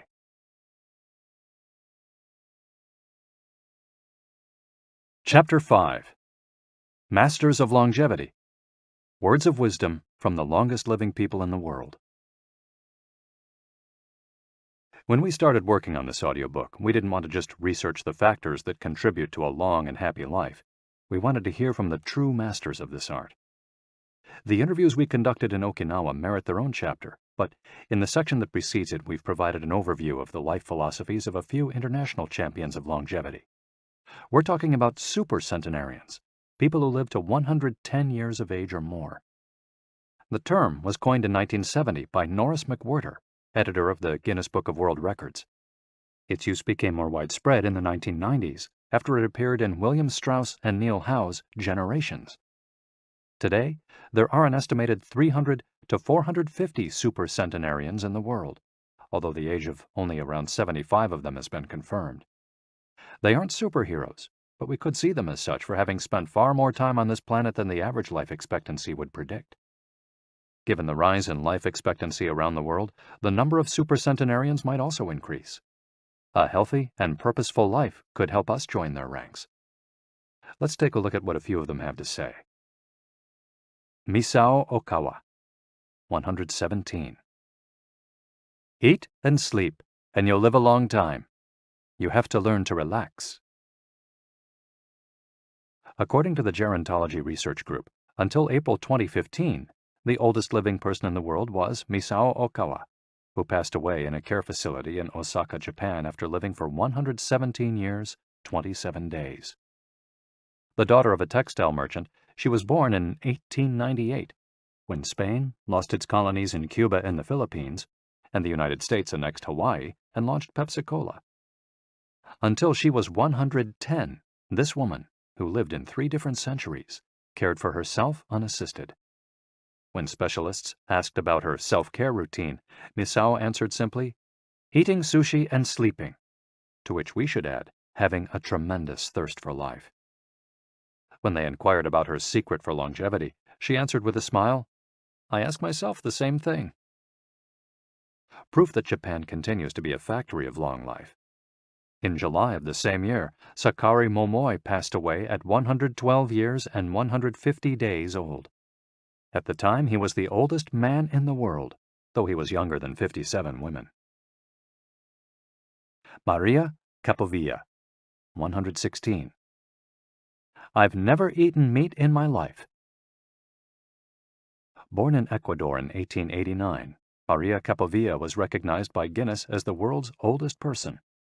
She died of pneumonia in 2006 at 116 years and 347 days old, leaving behind 3 children, 12 grandchildren, and 20 great and great-great-grandchildren. She gave one of her last interviews at age 107, sharing her memories and her thoughts.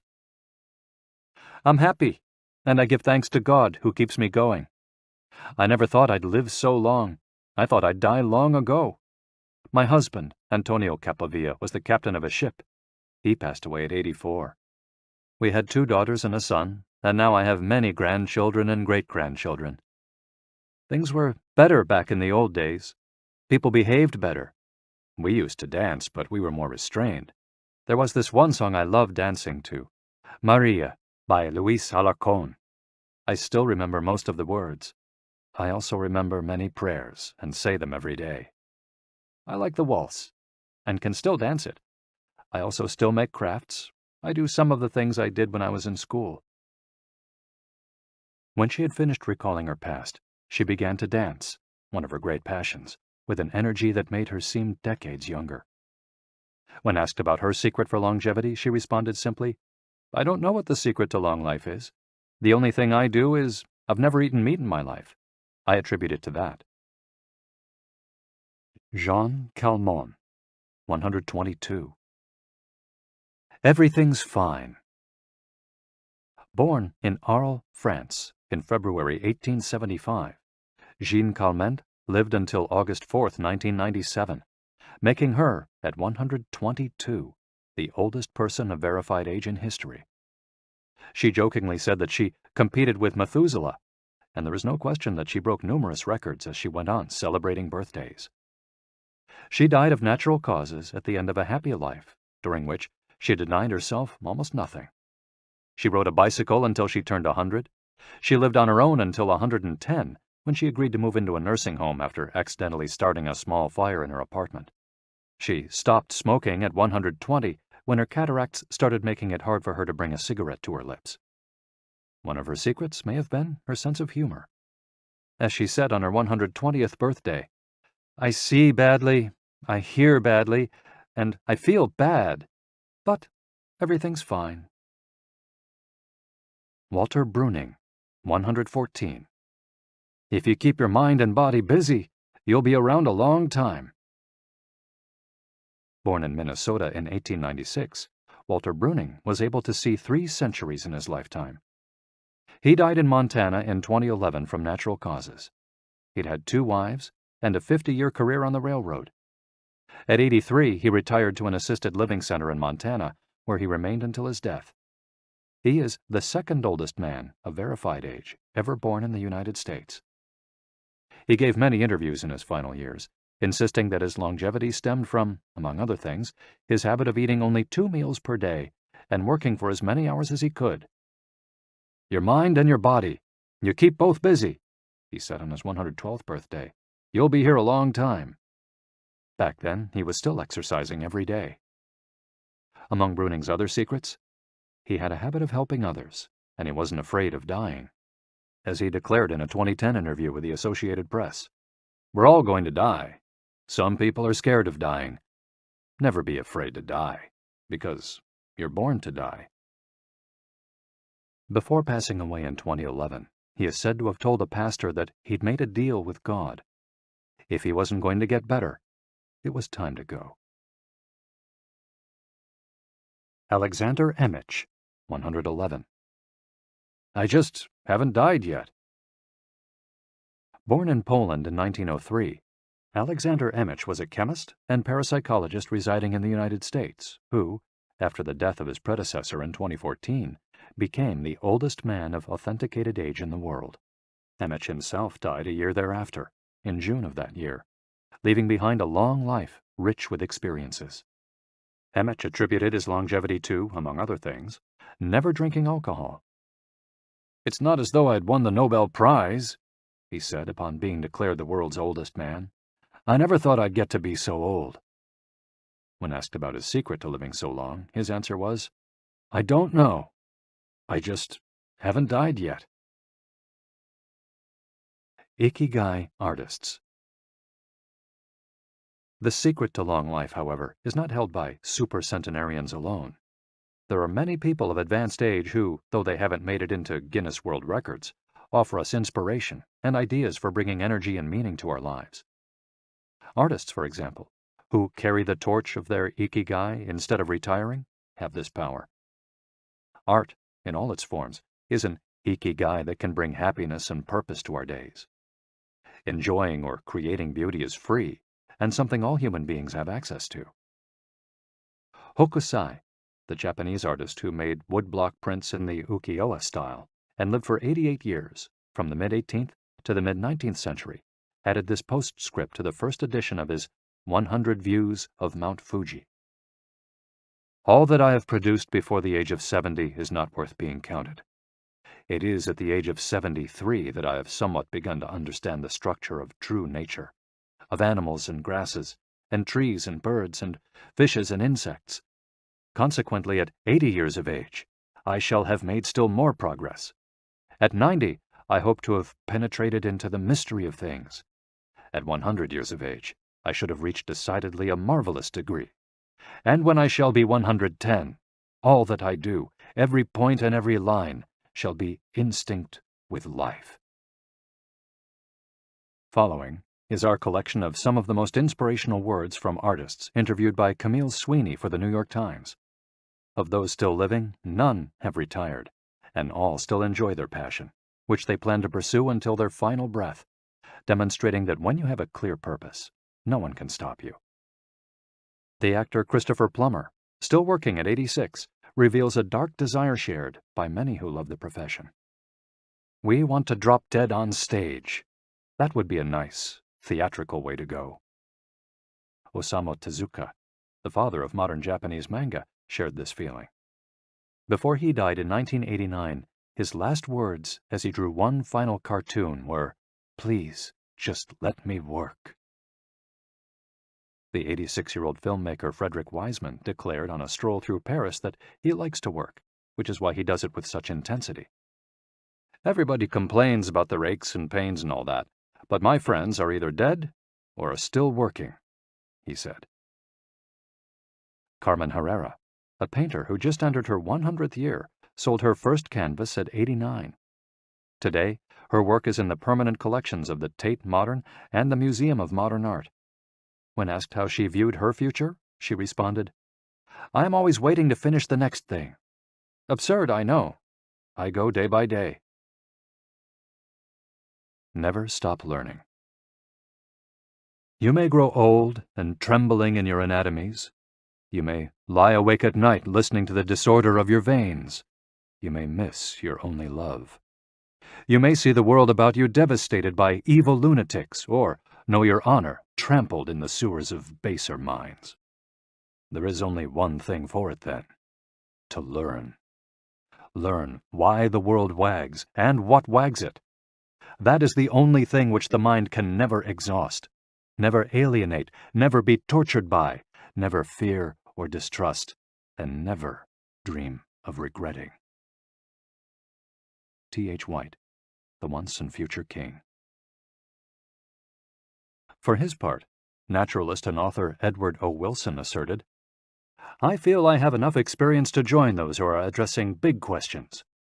About 10 years ago, when I began reading and thinking more broadly about the questions of what are we, where did we come from, and where are we going, I was astonished at how little this was being done." Ellsworth Kelly, an artist who passed away in 2015 at the age of 92, assured us that the idea that we lose our faculties with age is, in part, a myth, because instead we develop a greater clarity and capacity for observation. It's one thing about getting older. You see more. Every day, I'm continuing to see new things. That's why there are new paintings. At age 86, the architect Frank Gehry reminds us that some buildings can take 7 years, from the time you're hired until you're finished, a fact that favors a patient attitude with regard to the passage of time. The man responsible for the Guggenheim Museum Bilbao, however, knows how to live in the here and now. You stay in your time. You don't go backward. I think if you relate to the time you're in, you keep your eyes and ears open, read the paper, see what's going on, stay curious about everything, you'll automatically be in your time. Longevity in Japan. Because of its robust civil registry, many of those verified as having lived the longest are found in the United States. However, there are many centenarians living in remote villages in other countries. A peaceful life in the countryside seems pretty common among people who have watched a century pass. Without question, the international superstar of longevity is Japan, which has the highest life expectancy of any country in the world. In addition to a healthy diet, which we will explore in detail, and an integrated healthcare system in which people go to the doctor for regular checkups to prevent disease, longevity in Japan is closely tied to its culture, as we'll see later on. The sense of community and the fact that Japanese people make an effort to stay active until the very end are key elements of their secret to long life. If you want to stay busy even when there's no need to work, there has to be an Ikigai on your horizon, a purpose that guides you throughout your life and pushes you to make things of beauty and utility for the community and yourself. Chapter 6. Lessons from Japan's Centenarians. Traditions and Proverbs for Happiness and Longevity. To get to Ogimi, we had to fly nearly 3 hours from Tokyo to Naha, the capital of Okinawa. Several months earlier, we'd contacted the town council of a place known as the Village of Longevity to explain the purpose of our trip and our intention to interview the oldest members of the community. After numerous conversations, we finally got the help we were looking for and were able to rent a house just outside the town. 1 year after starting this project, we found ourselves on the doorstep of some of the longest living people in the world. We realized right away that time seems to have stopped there, as though the entire town were living in an endless here and now. Arriving in Ogimi. After 2 hours on the road from Naha, we're finally able to stop worrying about the traffic. To our left are the sea and an empty stretch of beach. To our right, the mountainous jungle of Okinawa's Yanbaru forests.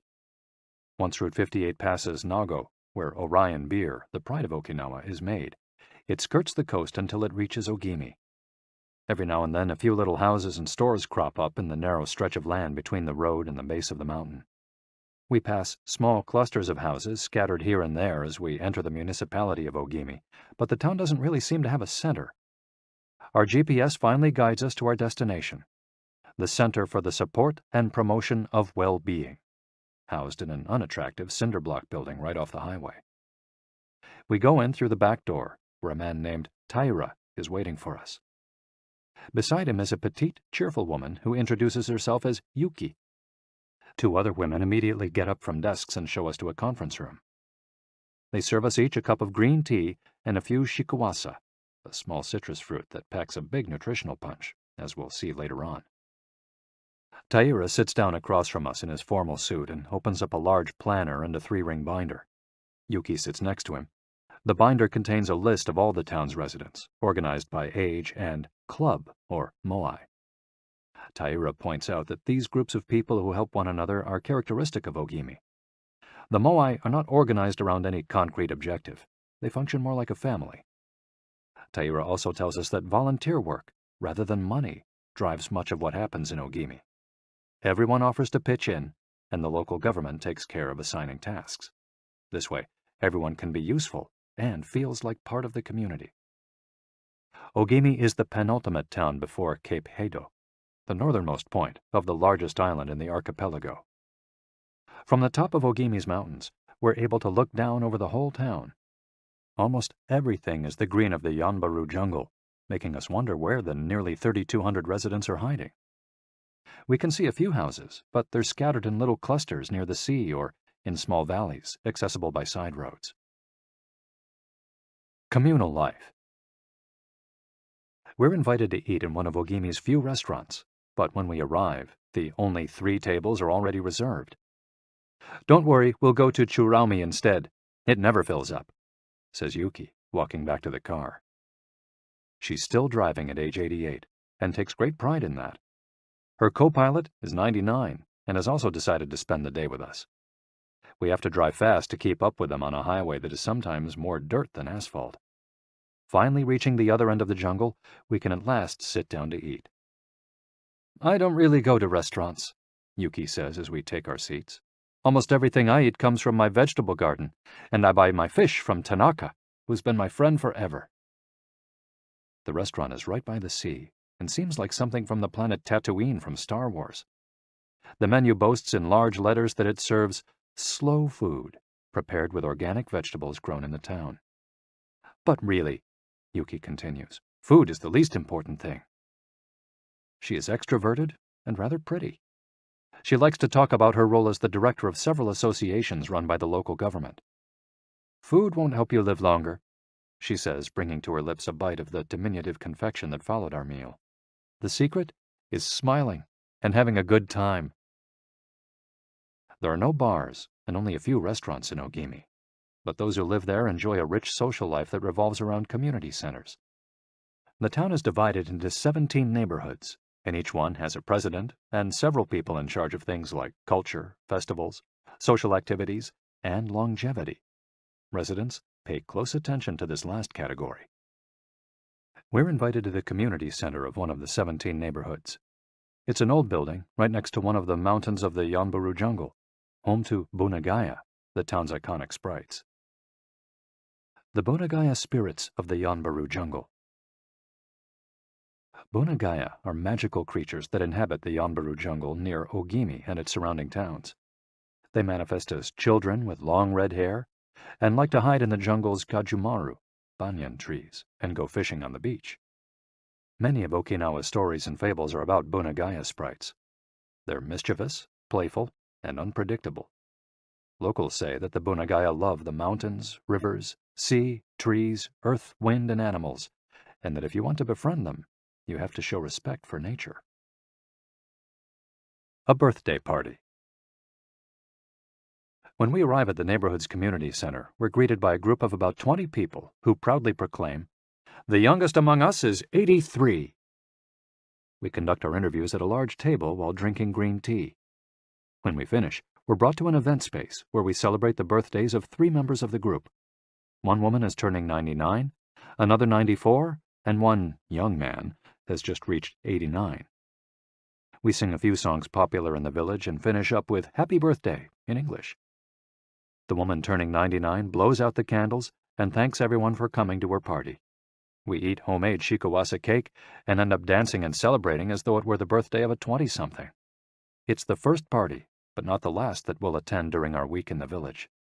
We'll also do karaoke with a group of seniors who sing better than we do, and attend a traditional festival with local bands, dancers, and food stands at the foot of a mountain. Celebrate each day together. Celebrations seem to be an essential part of life in Ogimi. We're invited to watch a game of gate ball, one of the most popular sports among Okinawa's older residents. It involves hitting a ball with a mallet-like stick. It's a low-impact sport that can be played anywhere, and it's a good excuse to move around and have fun as a group. The residents hold local competitions, and there is no age limit for participants. We participate in the weekly game and lose to a woman who recently turned 104. Everyone cheers, and the defeated look on our faces elicits laughter. In addition to playing and celebrating as a community, spirituality is also essential to the happiness of the village's residents. The gods of Okinawa.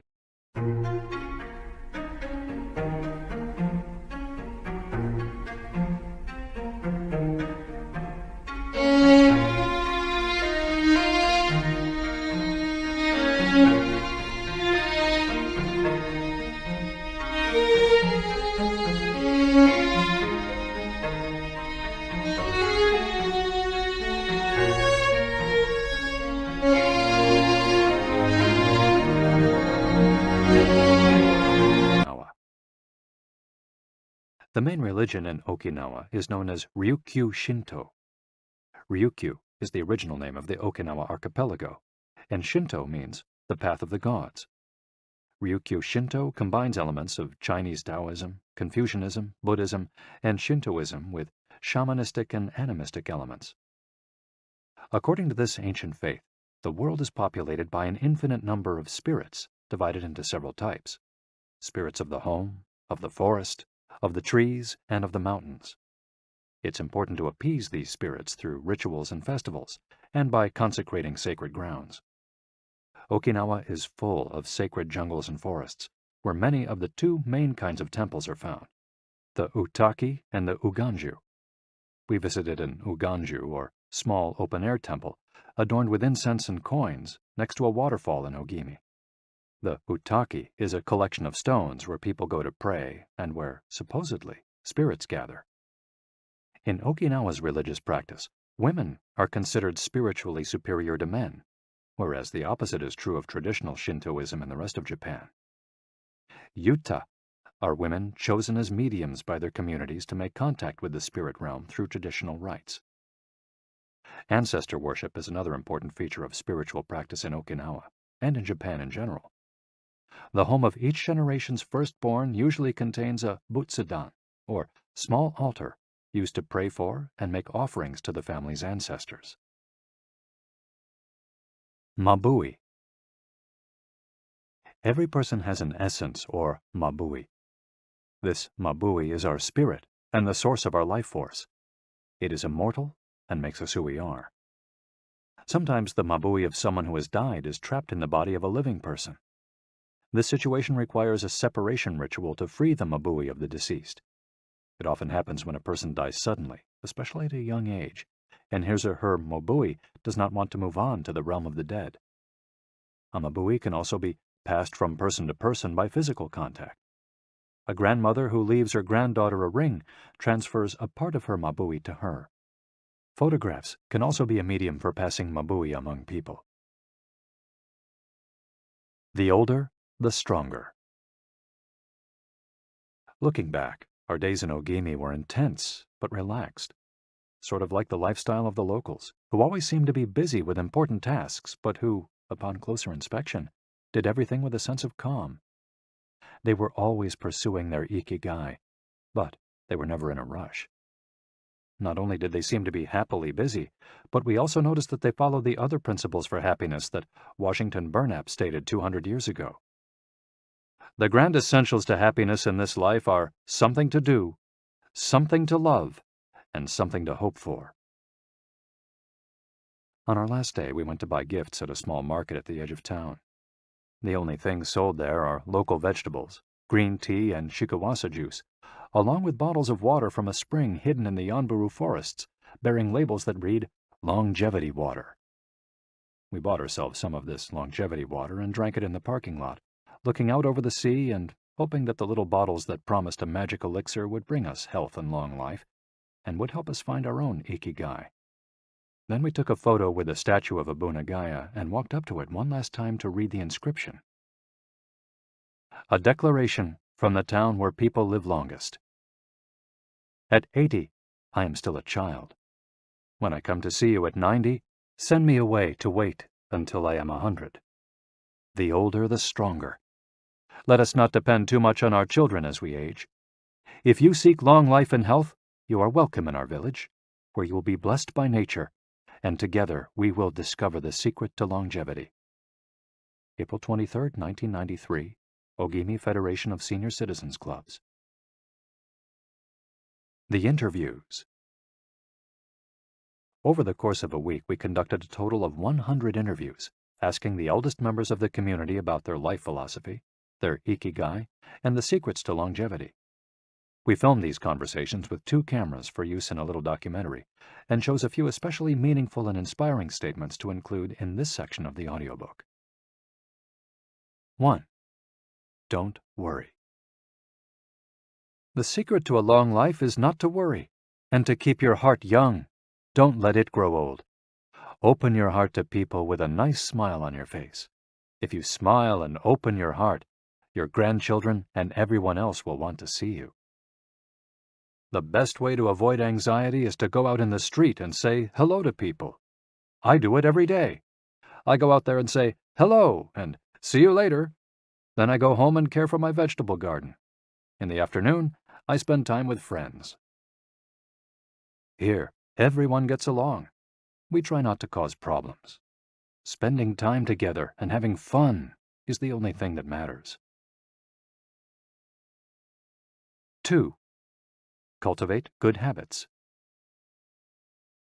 I feel joy every morning waking up at 6 and opening the curtains to look out at my garden where I grow my own vegetables. I go right outside to check on my tomatoes, my mandarin oranges.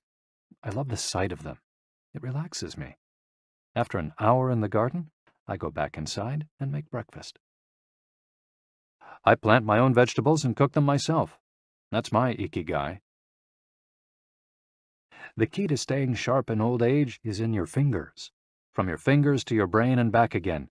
If you keep your fingers busy, you'll live to see 100. I get up at 4 every day. I set my alarm for that time, have a cup of coffee, and do a little exercise, lifting my arms. That gives me energy for the rest of the day. I eat a bit of everything. I think that's the secret. I like variety in what I eat. I think it tastes better. Working. If you don't work, your body breaks down. When I wake up, I go to the Butsudan and light incense. You have to keep your ancestors in mind. It's the first thing I do every morning. I wake up every day at the same time, early, and spend the morning in my vegetable garden. I go dancing with my friends once a week. I do exercise every day, and every morning I go for a little walk. I never forget to do my Taiso exercises when I get up. Eating vegetables, it helps you live longer. To live a long time, you need to do 3 things.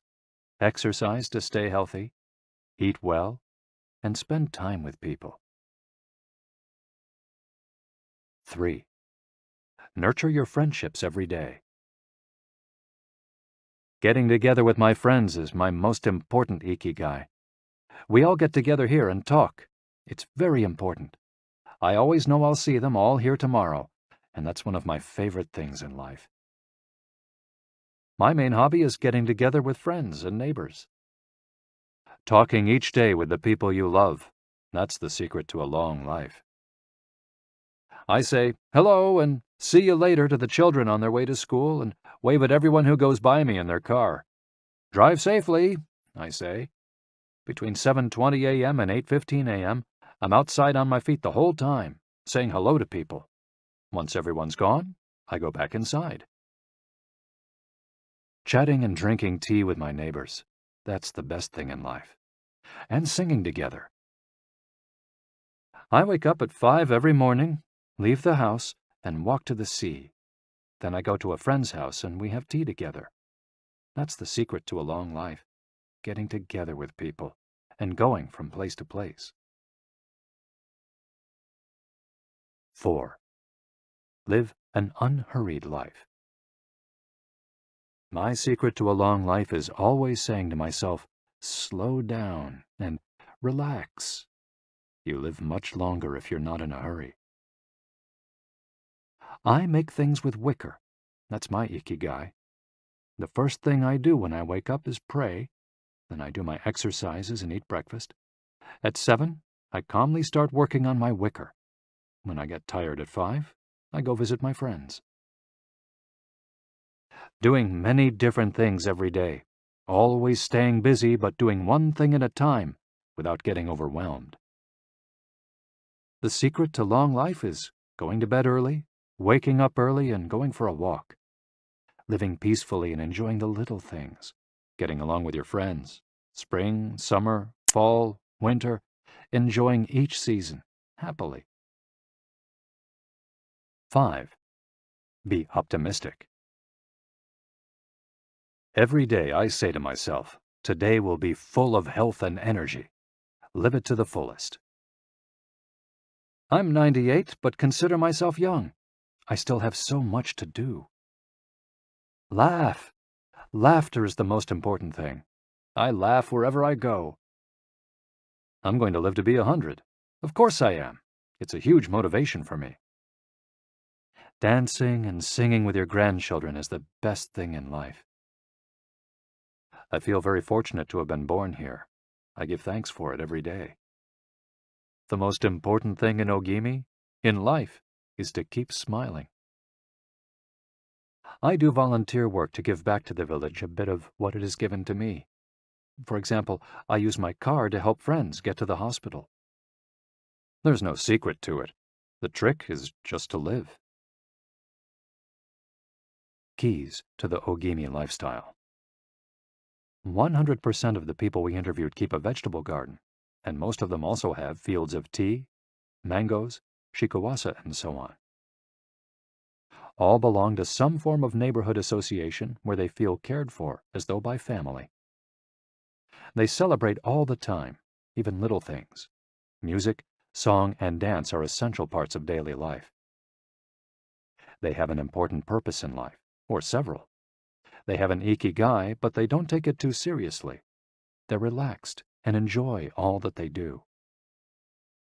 They are very proud of their traditions and local culture. They are passionate about everything they do, however insignificant it might seem. Locals have a strong sense of yui ma'aru, recognizing the connection between people. They help each other with everything from work in the fields, harvesting sugarcane or planting rice, to building houses and municipal projects. Our friend Miyagi, who ate dinner with us on our last night in town, told us that he was building a new home with the help of all his friends, and that we could stay there the next time we were in Ogimi. They are always busy, but they occupy themselves with tasks that allow them to relax. We didn't see a single old grandpa sitting on a bench doing nothing. They're always coming and going, to sing karaoke, visit with neighbors, or play a game of gateball. Chapter 7. The Ikigai Diet. What the world's longest living people eat and drink. According to the World Health Organization, Japan has the highest life expectancy in the world, 85 years for men and 87.3 years for women. Moreover, it has the highest ratio of centenarians in the world, more than 520 for every million people, as of September 2016. While life expectancy in Japan is high overall, Okinawa exceeds the national average. Okinawa is one of the areas in Japan that were most affected by World War II. As a result not only of conflicts on the battlefield, but also of hunger and a lack of resources once the war ended, the average life expectancy was not very high during the 1940s and 1950s. As Okinawans recovered from the destruction, however, they came to be some of the country's longest living citizens. What secrets to long life do the Japanese hold? What is it about Okinawa that makes it the best of the best in terms of life expectancy? Experts point out that, for one thing, Okinawa is the only province in Japan without trains. Its residents have to walk or cycle when not driving. It's also the only province that has managed to follow the Japanese government's recommendation of eating less than 10 grams of salt per day. Okinawa's Miracle Diet. The mortality rate from cardiovascular disease in Okinawa is the lowest in Japan, and diet almost certainly has a lot to do with this. It's no coincidence that the Okinawa diet is so often discussed around the world at panels on nutrition. The most concrete and widely cited data on diet in Okinawa came from studies by Makoto Suzuki, a cardiologist at the University of Ryukyu, who has published more than 700 scientific articles on nutrition and aging in Okinawa since 1970. Bradley J. Wilcox and D. Craig Wilcox joined Makoto Suzuki's research team and published a book considered the Bible on the subject, The Okinawa Program. They reached the following conclusions. Locals eat a wide variety of foods, especially vegetables. Variety seems to be key. A study of Okinawa's centenarians showed that they ate 206 different foods, including spices, on a regular basis. They ate an average of 18 different foods each day, a striking contrast to the nutritional poverty of our fast food culture. They eat at least 5 servings of fruits and vegetables every day. At least 7 types of fruits and vegetables are consumed by Okinawans on a daily basis. The easiest way to check if there's enough variety on your table is to make sure you're eating the rainbow. A table featuring red peppers, carrots, spinach, cauliflower, and eggplant, for example, offers great color and variety. Vegetables, potatoes, legumes, and soy products, such as tofu, are the staples of an Okinawan's diet. More than 30% of their daily calories come from vegetables. Grains are the foundation of their diet. Japanese people eat white rice every day, sometimes adding noodles. Rice is the primary food in Okinawa as well. They rarely eat sugar. And if they do, it's cane sugar. We drove through several sugarcane fields every morning on our way to Ogimi, and even drank a glass of cane juice at Nakijin Castle. Beside the stall selling the juice was a sign describing the anti-carcinogenic benefits of sugarcane. In addition to these basic dietary principles, Okinawans eat fish an average of 3 times per week. Unlike in other parts of Japan, the most frequently consumed meat is pork, though locals eat it only once or twice per week. Along these lines, Makoto Suzuki's studies indicate the following. Okinawans consume, in general, 1/3 as much sugar as the rest of Japan's population, which means that sweets and chocolate are much less a part of their diet. They also eat practically half as much salt as the rest of Japan, 7 grams per day compared to an average of 12. They consume fewer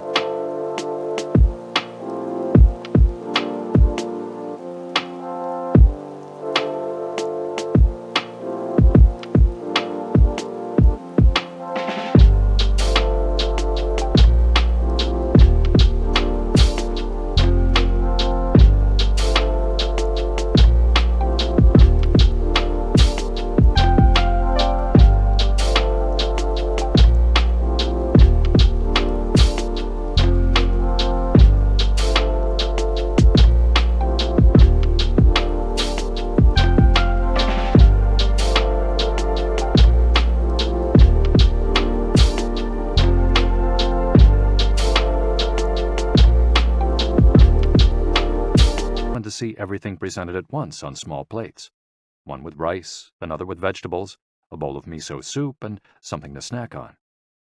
Serving food on many small plates makes it easier to avoid eating too much and facilitates the varied diet discussed at the beginning of this chapter. Harahachi-bu is an ancient practice. The 12th century book on Zen Buddhism, Zazen Youjinki, recommends eating 2/3 as much as you might want to. Eating less than one might want is common among all Buddhist temples in the East. Perhaps Buddhism recognized the benefits of limiting caloric intake more than 9 centuries ago. So, eat less to live longer? Few would challenge this idea. Without taking it to the extreme of malnutrition, of course, eating fewer calories than our bodies ask for seems to increase longevity. The key to staying healthy while consuming fewer calories is eating foods with a high nutritional value, especially superfoods, and avoiding those that add to our overall caloric intake but offer little to no nutritional value. The calorie restriction we've been discussing is one of the most effective ways to add years to your life. If the body regularly consumes enough or too many calories, it gets lethargic and starts to wear down, expending significant energy on digestion alone. Another benefit of calorie restriction is that it reduces levels of IGF-1, insulin-like growth factor 1, in the body. IGF-1 is a protein that plays a significant role in the aging process. It seems that one of the reasons humans and animals age is an excess of this protein in their blood. Whether calorie restriction will extend lifespan in humans is not yet known, but data increasingly indicate that moderate calorie restriction with adequate nutrition has a powerful protective effect against obesity, type 2 diabetes, inflammation, hypertension, and cardiovascular disease, and reduces metabolic risk factors associated with cancer. An alternative to following the 80% rule on a daily basis is to fast for 1 or 2 days each week. The 5-2, or fasting diet, recommends 2 days of fasting, consuming fewer than 500 calories every week, and eating normally on the other 5 days. Among its many benefits, fasting helps cleanse the digestive system and allows it to rest. 15 natural antioxidants found in the Okinawan diet. Antioxidants are molecules that slow down the oxidation process in cells, neutralizing the free radicals that cause damage and accelerate aging. The antioxidant power of green tea, for example, is well known and will be discussed later at greater length. Because they are rich in antioxidants and are eaten nearly every day in the region, these 15 foods are considered keys to Okinawan vitality.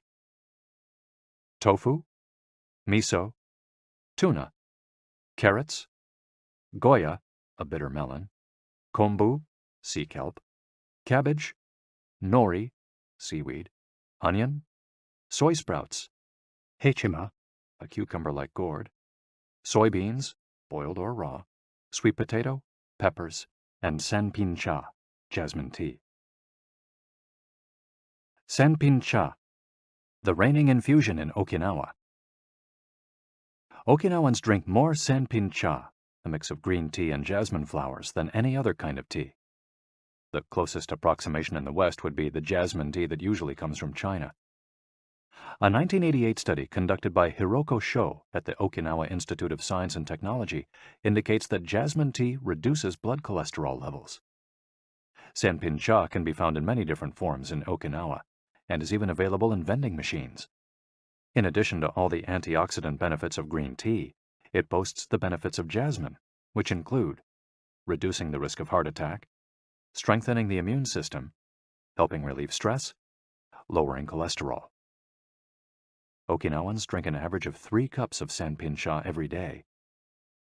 It might be hard to find exactly the same blend in the West, but we can drink jasmine tea or even a high-quality green tea instead. The secrets of green tea. Green tea has been credited for centuries with significant medicinal properties.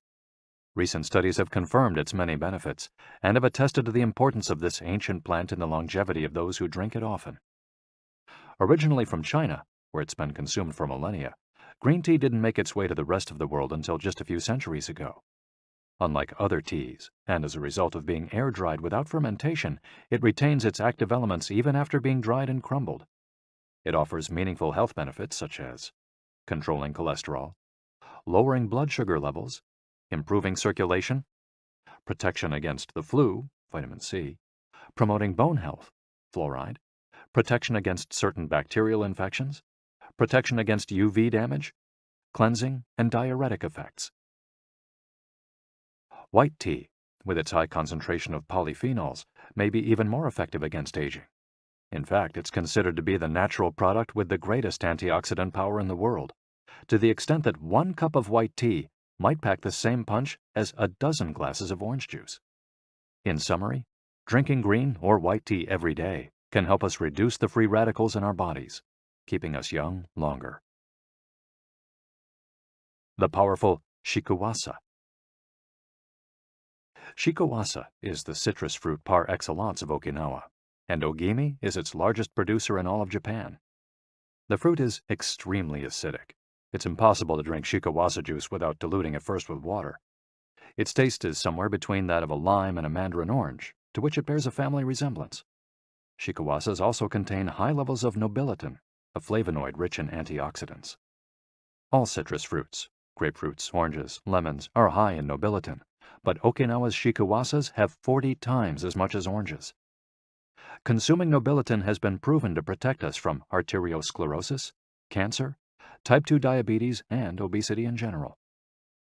Shikuwasas also contain vitamins C and B, beta-carotene, and minerals. They're used in many traditional dishes and to add flavor to food, and are squeezed to make juice. While conducting research at the birthday parties of the town's grandparents, we were served shikuwasa cake. The antioxidant canon for Westerners. In 2010, the UK's Daily Mirror published a list of foods recommended by experts to combat aging. Among these foods readily available in the West are vegetables, such as broccoli and chard, for their high concentration of water, minerals, and fiber. Oily fish, such as salmon, mackerel, tuna, and sardines, for all the antioxidants in their fat. Fruits, such as citrus, strawberries, and apricots. They're an excellent source of vitamins and help eliminate toxins from the body. Berries, such as blueberries and goji berries. They're rich in phytochemical antioxidants. Dried fruits, which contain vitamins and antioxidants and give you energy. Grains, such as oats and wheat, which give you energy and contain minerals. Olive oil, for its antioxidant effects that show in your skin. Red wine, in moderation, for its antioxidant and vasodilatory properties. Foods that should be eliminated are refined sugar and grains, processed baked goods, and prepared foods, along with cow's milk and all its derivatives. Following this diet will help you feel younger and slow the process of premature aging. Chapter 8. Gentle Movements, Longer Life. Exercises from the East that promote health and longevity. Studies from the Blue Zone suggest that the people who live the longest are not the ones who do the most exercise, but rather the ones who move the most. When we visited Ogimi, the village of longevity, we discovered that even people over 80 and 90 years old are still highly active. They don't stay at home looking out the window or reading the newspaper. Ogimi's residents walk a lot, do karaoke with their neighbors, get up early in the morning, and as soon as they've had breakfast, or even before, head outside to weed their gardens. They don't go to the gym or exercise intensely, but they almost never stop moving in the course of their daily routines. As easy as getting out of your chair. Metabolism slows down 90% after 30 minutes of sitting. The enzymes that move the bad fat from your arteries to your muscles, where it can get burned off, slow down. And after 2 hours, good cholesterol drops 20%. Just getting up for 5 minutes is going to get things going again. These things are so simple they're almost stupid, says Gavin Bradley in a 2015 interview with Bridget Schulte for The Washington Post. Bradley is one of the preeminent experts on the subject, and the director of an international organization dedicated to building awareness of how detrimental sitting all the time can be to our health. If we live in a city, we might find it hard to move in natural and healthy ways every day, but we can turn to exercises that have proven for centuries to be good for the body. The Eastern disciplines for bringing body, mind, and soul into balance have become quite popular in the West, but in their countries of origin, they've been used for ages to promote health. Yoga, originally from India, though very popular in Japan, and China's Qigong and Tai Chi, among other disciplines, seek to create harmony between a person's body and mind so they can face the world with strength, joy, and serenity. They're touted as elixirs of youth, and science has endorsed the claim. These gentle exercises offer extraordinary health benefits and are particularly appropriate for older individuals who have a harder time staying fit. Tai Chi has been shown, among other things, to slow the development of osteoporosis and Parkinson's disease, to increase circulation, and to improve muscle tone and flexibility. Its emotional benefits are just as important. It's a great shield against stress and depression. You don't need to go to the gym for an hour every day or run marathons. As Japanese centenarians show us, all you need is to add movement to your day. Practicing any of these Eastern disciplines on a regular basis is a great way to do so. An added benefit is that they all have well-defined steps, and as we heard in Chapter 4, disciplines with clear rules are good for flow. If you don't like any of these disciplines, feel free to choose a practice that you love and that makes you move. Following, we'll take a look at some of the practices that promote health and longevity. But first, a little appetizer, a singularly Japanese exercise for starting your day. Radio Taiso. This morning warm-up has been around since before World War II. The radio part of its name is from when the instructions for each exercise were transmitted over the radio, but today people usually do these movements while tuned to a television channel or internet video demonstrating the steps. One of the main purposes of doing radio Taiso is to promote a spirit of unity among participants. The exercises are always done in groups, usually in schools before the start of classes, and in businesses before the workday begins. Statistics show that 30% of Japanese practice radio Taiso for a few minutes every morning. But radio Taiso is one thing that almost everyone we interviewed in Ogimi had in common. Even the residents of the nursing home we visited dedicated at least 5 minutes every day to doing it, though some did the exercises from their wheelchairs. We joined them on their daily practice, and we felt refreshed for the rest of the day. When these exercises are done in a group, it's usually on a sports field or in a large reception hall, and typically involves some kind of loudspeaker. The exercises take 5 or 10 minutes, depending on whether you do all or only some of them. They focus on dynamic stretching and increasing joint mobility. One of the most iconic Radio Taiso exercises consists of simply raising your arms above your head and then bringing them down in a circular motion. It's a tool to wake up the body, an easy mobility workout that is low in intensity and that focuses on exercising as many joints as possible.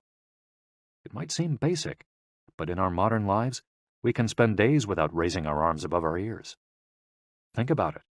Our arms are down when using computers, when using smartphones, when reading books. One of the few times we raise our hands over our heads is when reaching for something in a cupboard or closet, while our ancestors were raising their hands over their heads all the time when gathering things from trees. Radio Taiso helps us to practice all the basic movements of the body. Yoga.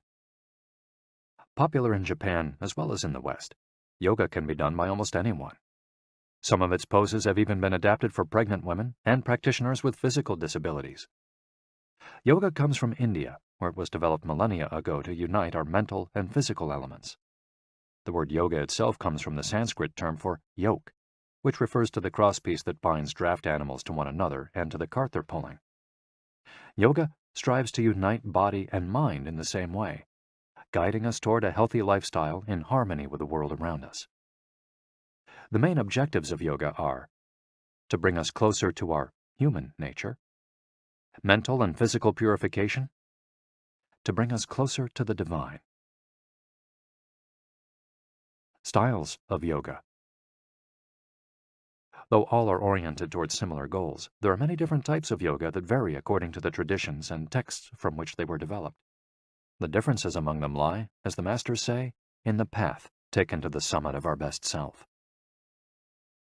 Jnana Yoga, the yoga of wisdom, the search for discipline and mental growth. Karma Yoga focuses on action, on tasks and duties that benefit oneself and one's community. Bhakti Yoga, the yoga of devotion and surrender to the divine. Mantra Yoga focuses on the recitation of mantras to reach a state of relaxation. Kundalini Yoga combines diverse steps to reach the desired mental state. Raja Yoga, also known as the royal path, encompasses a range of steps geared toward achieving communion with oneself and others. Hatha Yoga, the most widespread form in the West and Japan, characterized by asanas or poses combined in a quest for balance. How to do a sun salutation. The sun salutation is one of the most iconic exercises in Hatha Yoga. To do it, you simply have to follow these 12 basic movements. 1. With your feet together, stand up straight, but keep your muscles relaxed. Exhale. 2. Place the palms of your hands together in front of your chest. From this position, inhale as you raise your arms above your head and bend backwards slightly. 3. Exhale as you bend forward until you touch the ground with the palms of your hands, without bending your knees. 4. Stretch one leg back to touch the floor with the tips of your toes. Inhale. 5. Bring the other leg back, keeping your legs and arms straight as you hold your breath. 6. As you exhale, bend your arms and bring your chest to the ground, and then forward, resting your knees on the ground. 7. Straighten your arms and bend your spine back, keeping the lower half of your body on the ground. Inhale. 8. With your hands and feet on the ground, lift your hips until your arms and legs are straight and your body forms an upside-down V. Exhale throughout the movement. 9. Bring forward the same leg you'd stretched back earlier and bend it so that your knee and foot are aligned under your head and between your hands. Inhale. 10. Exhale as you bring your back foot forward and straighten your legs, keeping your hands on the ground as in posture 3. 11. Bring your arms above your head with your palms together and bend backwards slightly as you did in posture 2 while you inhale. 12. Lower your arms to their initial position in mountain pose while you exhale. You've just greeted the sun. Now you're ready to have a fantastic day. Tai Chi. Also known as Tai Chi Chuan, Tai Chi is a Chinese martial art that can be traced back hundreds of years to Buddhism and Confucianism.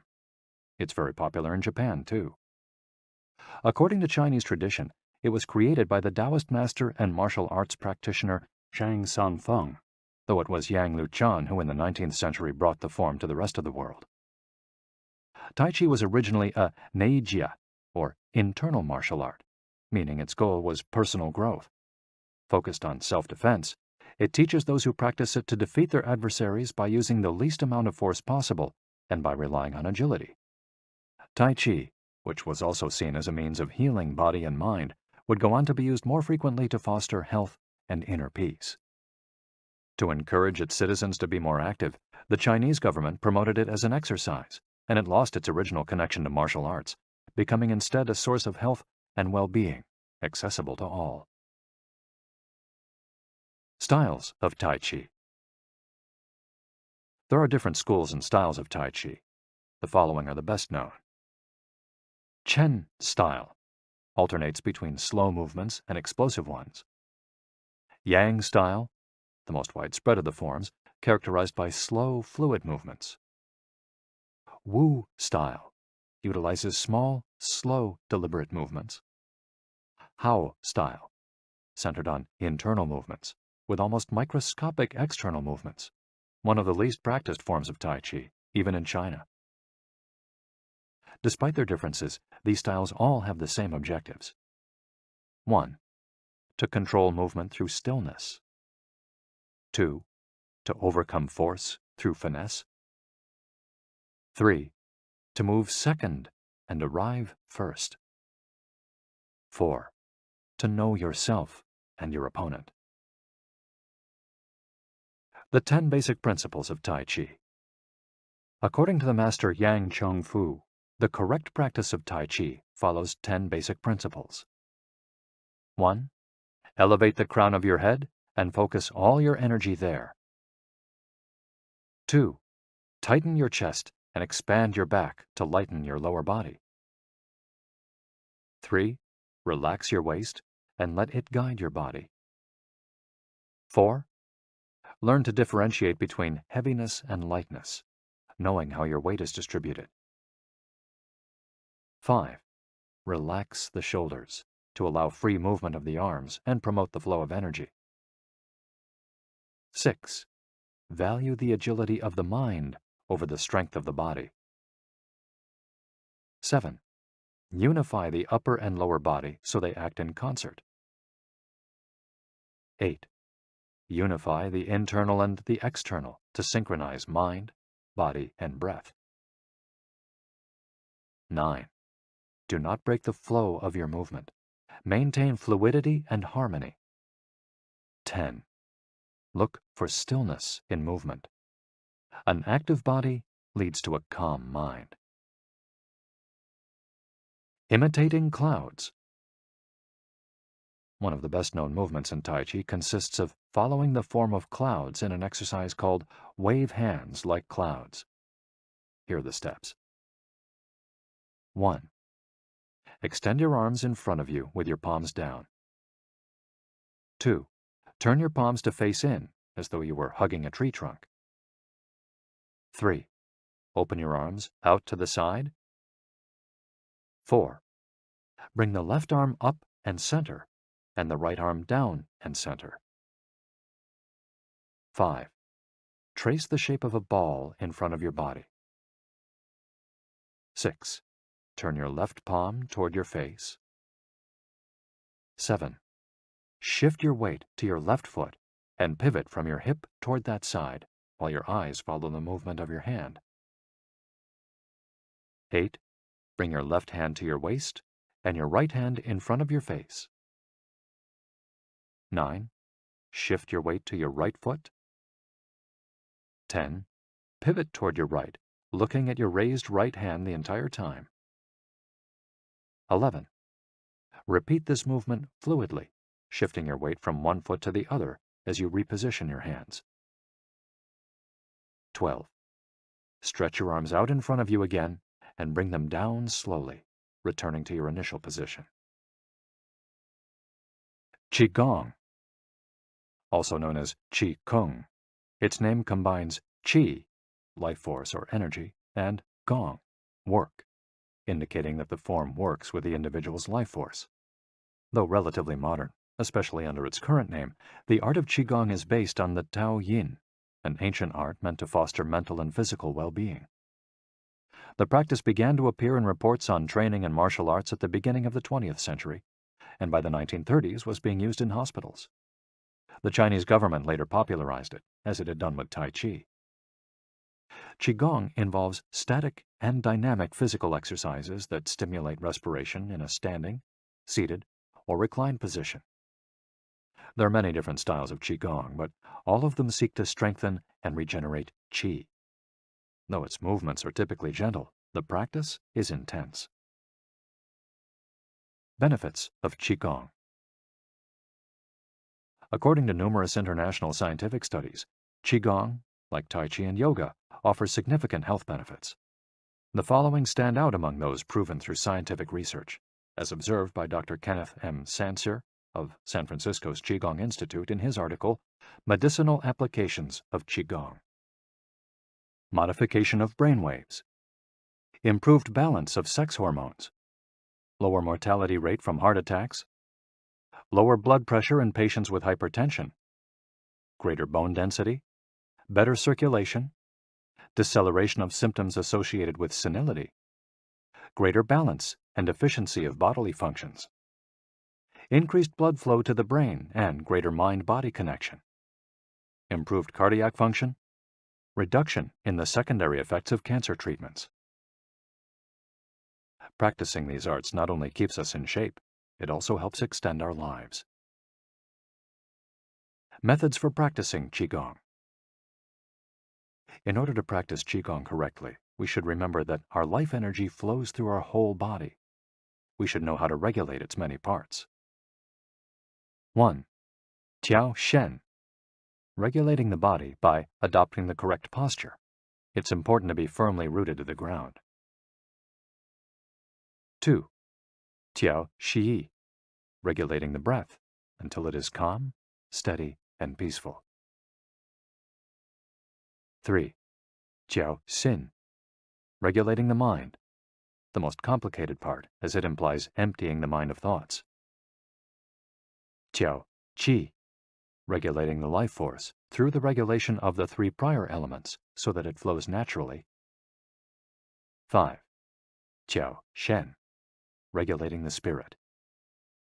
The spirit is both strength and root in battle, as Yang Juingming explains in The Essence of Taiji Qigong. In this way, the whole organism will be prepared to work together toward a single goal. The 5 elements of Qigong. One of Qigong's best-known exercises is a series representing the 5 elements: earth, water, wood, metal, and fire. This series of movements seeks to balance the 5 currents of energy in order to improve brain and organ function. There are several ways to do these movements. In this case, we're following the model of Professor Maria Isabel García Monreal from the Qigong Institute in Barcelona. Earth. 1. Stand with your legs apart and your feet directly below your shoulders. 2. Turn your feet outwards slightly to straighten the posture. 3. Keep your shoulders relaxed and down and your arms loose at your sides, slightly away from your body. This is the Wu Qi, or rooted posture. 4. As you inhale, raise your arms in front of you until your hands are level with your shoulders, your palms facing down. 5. Exhale as you bend your knees and bring your arms down until your hands are level with your stomach, your palms facing in. 6. Hold this position for a few seconds, focusing on your breath. Water. Starting from earth posture, bend your knees into a squat, keeping your chest upright and exhaling throughout. 2. Press your coccyx downward to stretch your lumbar spine. 3. As you inhale, stand to return to earth posture. 4. Repeat twice for a total of 3. wood. 1. Starting from earth posture, turn your palms upward and open your arms to the side, forming a circle as you inhale until your hands are level with your clavicle. Turn your hands so that your palms and elbows point downward while keeping your shoulders relaxed. 2. Reverse the movement as you exhale, making a downward circle with your arms until you reach your initial position. 3. Repeat twice for a total of 3. Metal. 1. Starting from earth posture, raise your arms until your hands are level with your sternum. 2. Turn your palms toward each other, about 4 inches apart, with your fingers relaxed and slightly separated, pointing upward. 3. As you inhale, move your hands away from each other until they are shoulder width apart. 4. As you exhale, bring your hands toward each other until they are back in position 2. 5. Repeat twice for a total of 3, observing the concentration of energy as you bring your hands together in front of your lungs. Fire. 1. Starting from earth posture, bring your hands level with your heart as you inhale, with one hand slightly above the other and your palms facing each other. 2. Rotate your hands to feel the energy of your heart. 3. Turn from your waist gently to the left, keeping your torso relaxed and your forearms parallel to the ground. 4. With your palms still facing each other, separate your hands, bringing one up until it is level with your shoulder and the other down in front of your abdomen.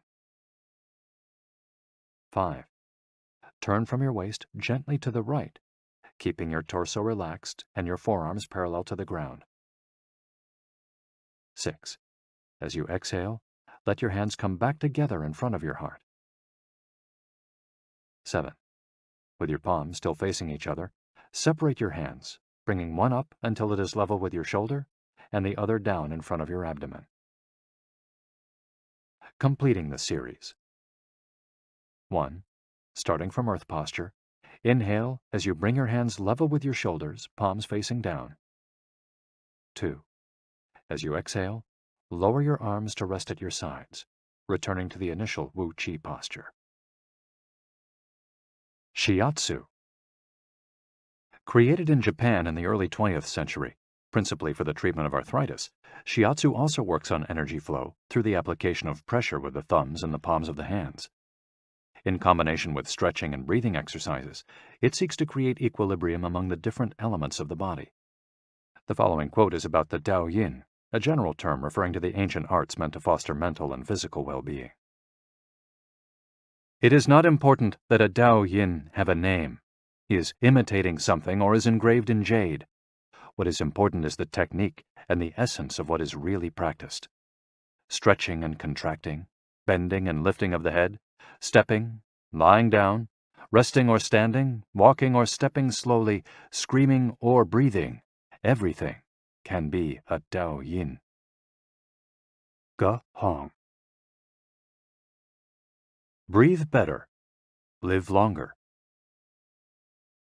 The book Shu Chen Shishu, known in the West as 10 Books on the Cultivation of Perfection, dates back to the 13th century and is a compendium of materials from diverse sources on developing the mind and body. It quotes, among others, the celebrated Chinese doctor and essayist Sun Simiao, who lived during the 6th century. Sun Simiao was a proponent of a technique called the 6 healing sounds, which involves the coordination of movement, breathing, and pronouncing sounds with the purpose of bringing our souls to a place of calm. The 6 sounds are XU, pronounced like shh, with a deep sigh, which is associated with the liver. HE, pronounced like her, with a yawn, which is associated with the heart. SI, pronounced like sir, with a slow exhale, which is associated with the lungs. CHUI, pronounced like chui, with a forceful exhale, which is also associated with the kidneys. HOO, pronounced like hu, which is associated with the spleen. And XI, pronounced like shi, which connects the whole body. The following poem by Sun Simiao offers clues about how to live well according to the season. It reminds us of the importance of breathing and suggests that as we breathe, we visualize the organs associated with each of the healing sounds. In spring, breathe shh for clear eyes, and so wood can aid your liver. In summer, reach for her, so that heart and fire can be at peace. In fall, breathe sir to stabilize and gather metal, keeping the lungs moist. For the kidneys, next, breathe chui and see your inner waters calm. The triple heater needs your shi to expel all heat and troubles. In all 4 seasons, take deep breaths so your spleen can process food. And of course, avoid exhaling noisily. Don't let even your own ears hear you. The practice is most excellent and will help preserve your divine elixir. It might feel confusing to be presented with all the Eastern traditions we've introduced in this chapter. The takeaway is that they all combine a physical exercise with an awareness of our breath. These 2 components, movements and breath, help us to bring our consciousness in line with our body, instead of allowing our mind to be carried away by the sea of daily worries. Most of the time, we're just not aware enough of our breathing.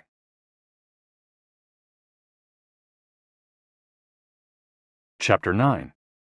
Resilience and Wabi-sabi. How to face life's challenges without letting stress and worry age you.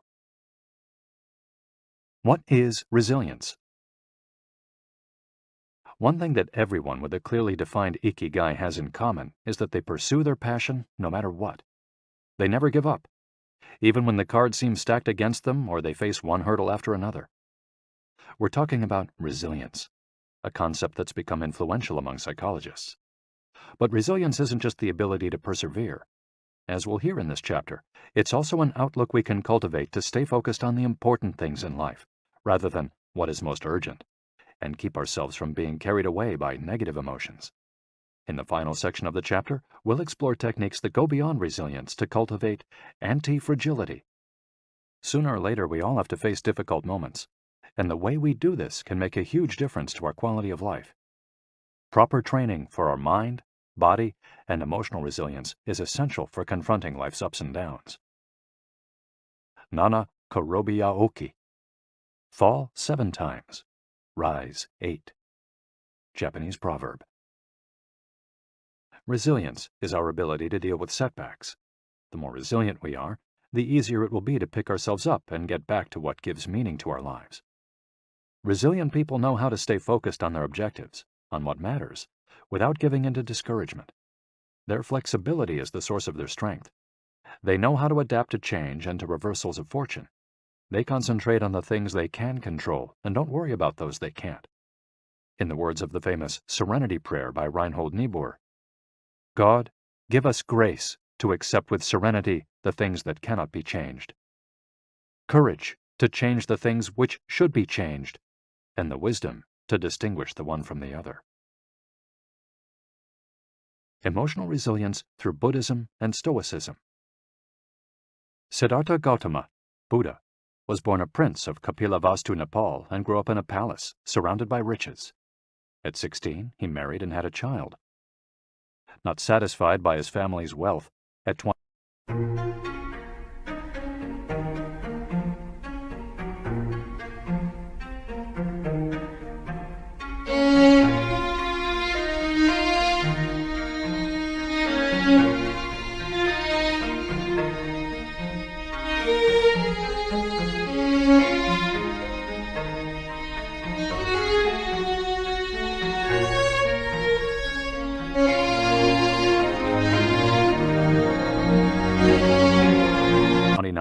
he decided to try a different lifestyle and ran away from the palace to live as an ascetic.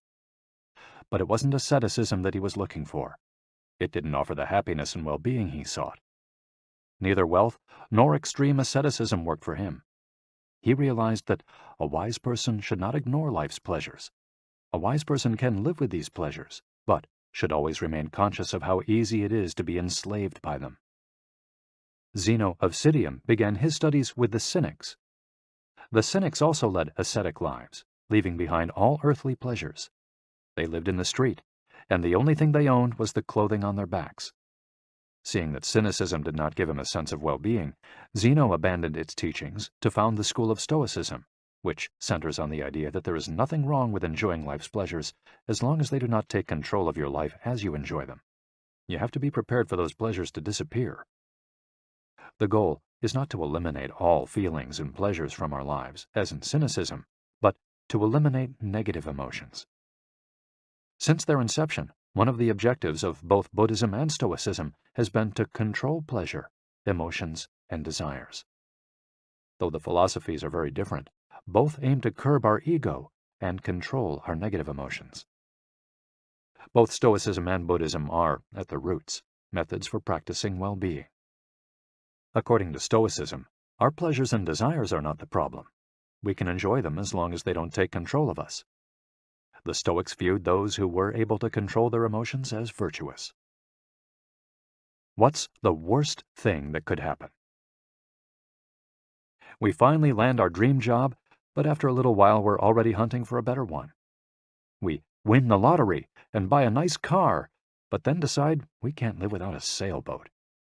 We finally win the heart of the man or woman we've been pining for, and suddenly we find we have a wandering eye. People can be insatiable. The Stoics believe that these kinds of desires and ambitions are not worth pursuing. The objective of the virtuous person is to reach a state of tranquility, apatheia, the absence of negative feelings such as anxiety, fear, shame, vanity, and anger, and the presence of positive feelings such as happiness, love, serenity, and gratitude.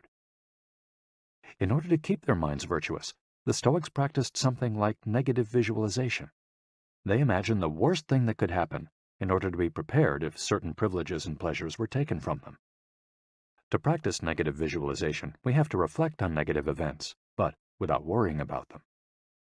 Seneca, one of the richest men in ancient Rome, lived a life of luxury, but was, nonetheless, an active Stoic. He recommended practicing negative visualization every night before falling asleep. In fact, he not only imagined these negative situations, he actually put them into practice. For example, by living for a week without servants, or the food and drink he was used to as a wealthy man. As a result, he was able to answer the question, what's the worst thing that could happen? Meditating for healthier emotions. In addition to negative visualization and not giving in to negative emotions, another central tenet of Stoicism is knowing what we can control and what we can't, as we see in the Serenity Prayer. Worrying about things that are beyond our control accomplishes nothing. We should have a clear sense of what we can change and what we can't, which in turn will allow us to resist giving in to negative emotions. In the words of Epictetus, it's not what happens to you, but how you react that matters. In Zen Buddhism, meditation is a way to become aware of our desires and emotions, and thereby free ourselves from them. It's not simply a question of keeping the mind free of thoughts, but instead involves observing our thoughts and emotions as they appear, without getting carried away by them. In this way, we train our minds not to get swept up in anger, jealousy, or resentment. One of the most commonly used mantras in Buddhism focuses on controlling negative emotions. Om Mani Padme Hum, in which Om is the generosity that purifies the ego, Ma is the ethics that purifies jealousy, Ni is the patience that purifies passion and desire, Pad is the precision that purifies bias, Me is the surrender that purifies greed, and Hum is the wisdom that purifies hatred. The here and now and the impermanence of things. Another key to cultivating resilience is knowing in which time to live. Both Buddhism and Stoicism remind us that the present is all that exists, and it is the only thing we can control. Instead of worrying about the past or the future, we should appreciate things just as they are in the moment, in the now. The only moment in which you can be truly alive is the present moment. observes the Buddhist monk Thich Nhat Hanh. In addition to living in the here and now, the Stoics recommend reflecting on the impermanence of the things around us. The Roman Emperor Marcus Aurelius said that the things we love are like the leaves of a tree. They can fall at any moment with a gust of wind. He also said that changes in the world around us are not accidental, but rather form part of the essence of the universe, a rather Buddhist notion, in fact. We should never forget that everything we have and all the people we love will disappear at some point. This is something we should keep in mind, but without giving in to pessimism. Being aware of the impermanence of things does not have to make us sad. It should help us love the present moment and those who surround us.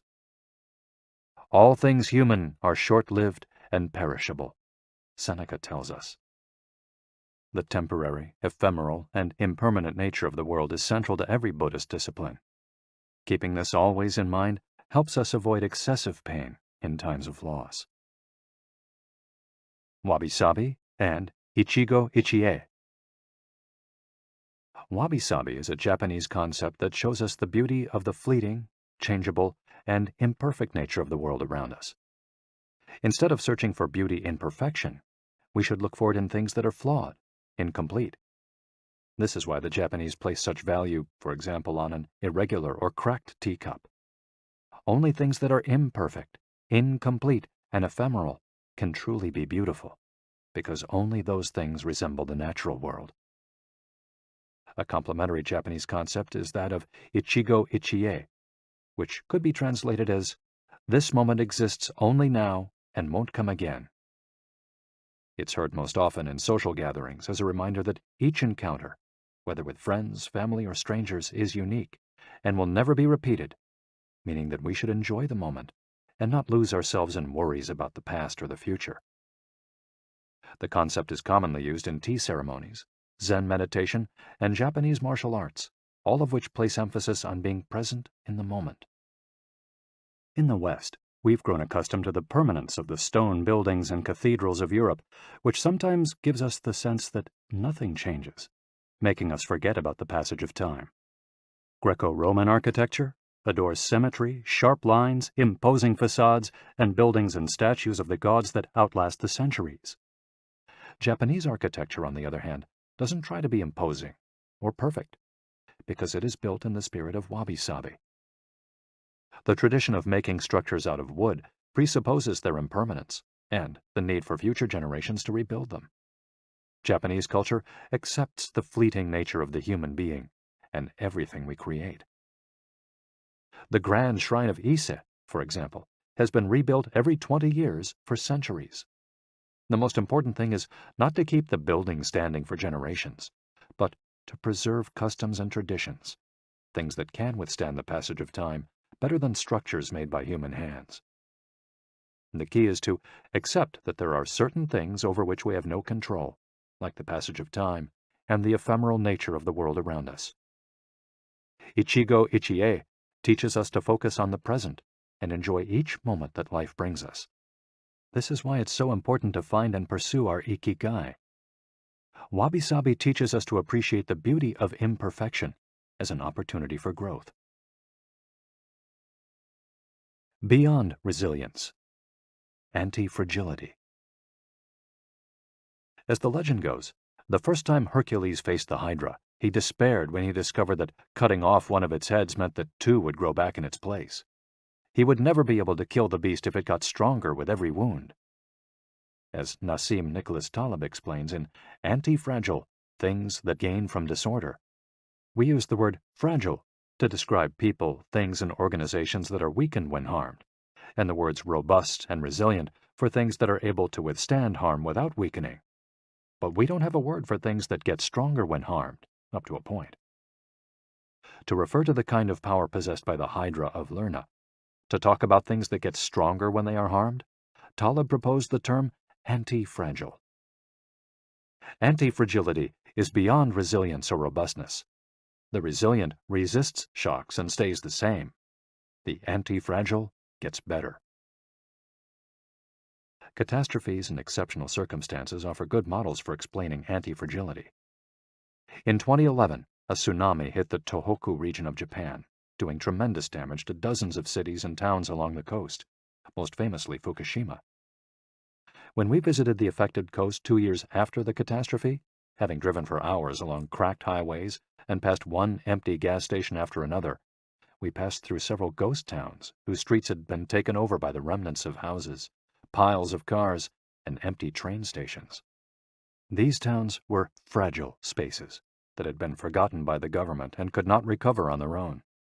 Other places, such as Ishinomaki and Kisenuma, suffered extensive damage but were rebuilt within a few years, thanks to the efforts of many. Ishinomaki and Kisenuma showed how resilient they were in their ability to return to normal after the catastrophe. The earthquake that caused the tsunami also affected the Fukushima nuclear power plant. The Tokyo Electric Power Company engineers working at the plant were not prepared to recover from that kind of damage. The Fukushima nuclear facility is still in a state of emergency and will be for decades to come. It demonstrated its fragility in the face of an unprecedented catastrophe. The Japanese financial markets closed minutes after the earthquake. Which businesses did the best in the aftermath? Stock in big construction companies has been steadily on the rise since 2011. The need to rebuild the entire coast of Tohoku is a boon for construction. In this case, Japanese construction companies are anti-fragile, since they benefited enormously from the catastrophe. Now let's take a look at how we can apply this concept to our daily lives. How can we be more anti-fragile? Step 1. Create redundancies. Instead of having a single salary, try to find a way to make money from your hobbies, at other jobs, or by starting your own business. If you have only one salary, you might be left with nothing should your employer run into trouble, leaving you in a position of fragility. On the other hand, if you have several options and you lose your primary job, it might just happen that you end up dedicating more time to your secondary job, and maybe even make more money at it. You would have beaten that stroke of bad luck, and would be, in that case, anti-fragile. 100% of the seniors we interviewed in Ogimi had a primary and secondary occupation. Most of them kept a vegetable garden as a secondary job and sold their produce at the local market. The same idea goes for friendships and personal interests. It's just a matter, as the saying goes, of not putting all your eggs in one basket. In the sphere of romantic relationships, there are those who focus all their energy on their partner and make him or her their whole world. Those people lose everything if the relationship doesn't work out. Whereas, if they've cultivated strong friendships and a full life along the way, they'll be in a better position to move on at the end of a relationship. They'll be anti-fragile. Right now, you might be thinking, I don't need more than one salary, and I'm happy with the friends I've always had. Why should I add anything new? It might seem like a waste of time to add variation to our lives because extraordinary things don't ordinarily happen. We slip into a comfort zone. But the unexpected always happens, sooner or later. Step 2. Bet conservatively in certain areas and take many small risks in others. The world of finance turns out to be very useful in explaining this concept. If you have $10,000 saved up, you might put $9,000 of that into an index fund or fixed-term deposit and invest the remaining $1,000 in 10 startups with huge growth potential, say $100 in each. One possible scenario is that 3 of the companies fail. You lose $300. The value of 3 other companies goes down. You lose another $100 or $200. The value of 3 goes up. You make $100 or $200. And the value of one of the startups increases 20-fold. You make nearly $2,000, or maybe even more. You still make money, even if 3 of the businesses go completely belly up. You've benefited from the damage, just like the Hydra. The key to becoming anti-fragile is taking on small risks that might lead to great reward without exposing ourselves to dangers that might sink us, such as investing $10,000 in a fund of questionable reputation that we saw advertised in the newspaper. Step 3. Get rid of the things that make you fragile. We're taking the negative route for this exercise. Ask yourself, what makes me fragile? Certain people, things, and habits generate losses for us and make us vulnerable. Who and what are they? When we make our New Year's resolutions, we tend to emphasize adding new challenges to our lives. It's great to have this kind of objective, but setting good riddance goals can have an even bigger impact. For example, stop snacking between meals. Eat sweets only once a week. Gradually pay off all debt. Avoid spending time with toxic people. Avoid spending time doing things we don't enjoy simply because we feel obligated to do them. Spend no more than 20 minutes on Facebook each day. To build resilience into our lives, we shouldn't fear adversity because each setback is an opportunity for growth. If we adopt an anti-fragile attitude, we'll find a way to get stronger with every blow, refining our lifestyle and staying focused on our Ikigai. Taking a hit or two can be viewed as either a misfortune or an experience that we can apply to all areas of our lives as we continually make corrections and set new and better goals. As Taleb writes in Anti-Fragile, we need randomness, mess, adventures, uncertainty, self-discovery, hear traumatic episodes, all these things that make life worth living. We encourage those interested in the concept of anti-fragility to read Nassim Nicholas Taleb's Anti-Fragile. Life is pure imperfection, as the philosophy of wabi-sabi teaches us, and the passage of time shows us that everything is fleeting. But if you have a clear sense of your Ikigai, each moment will hold so many possibilities that it will seem almost like an eternity.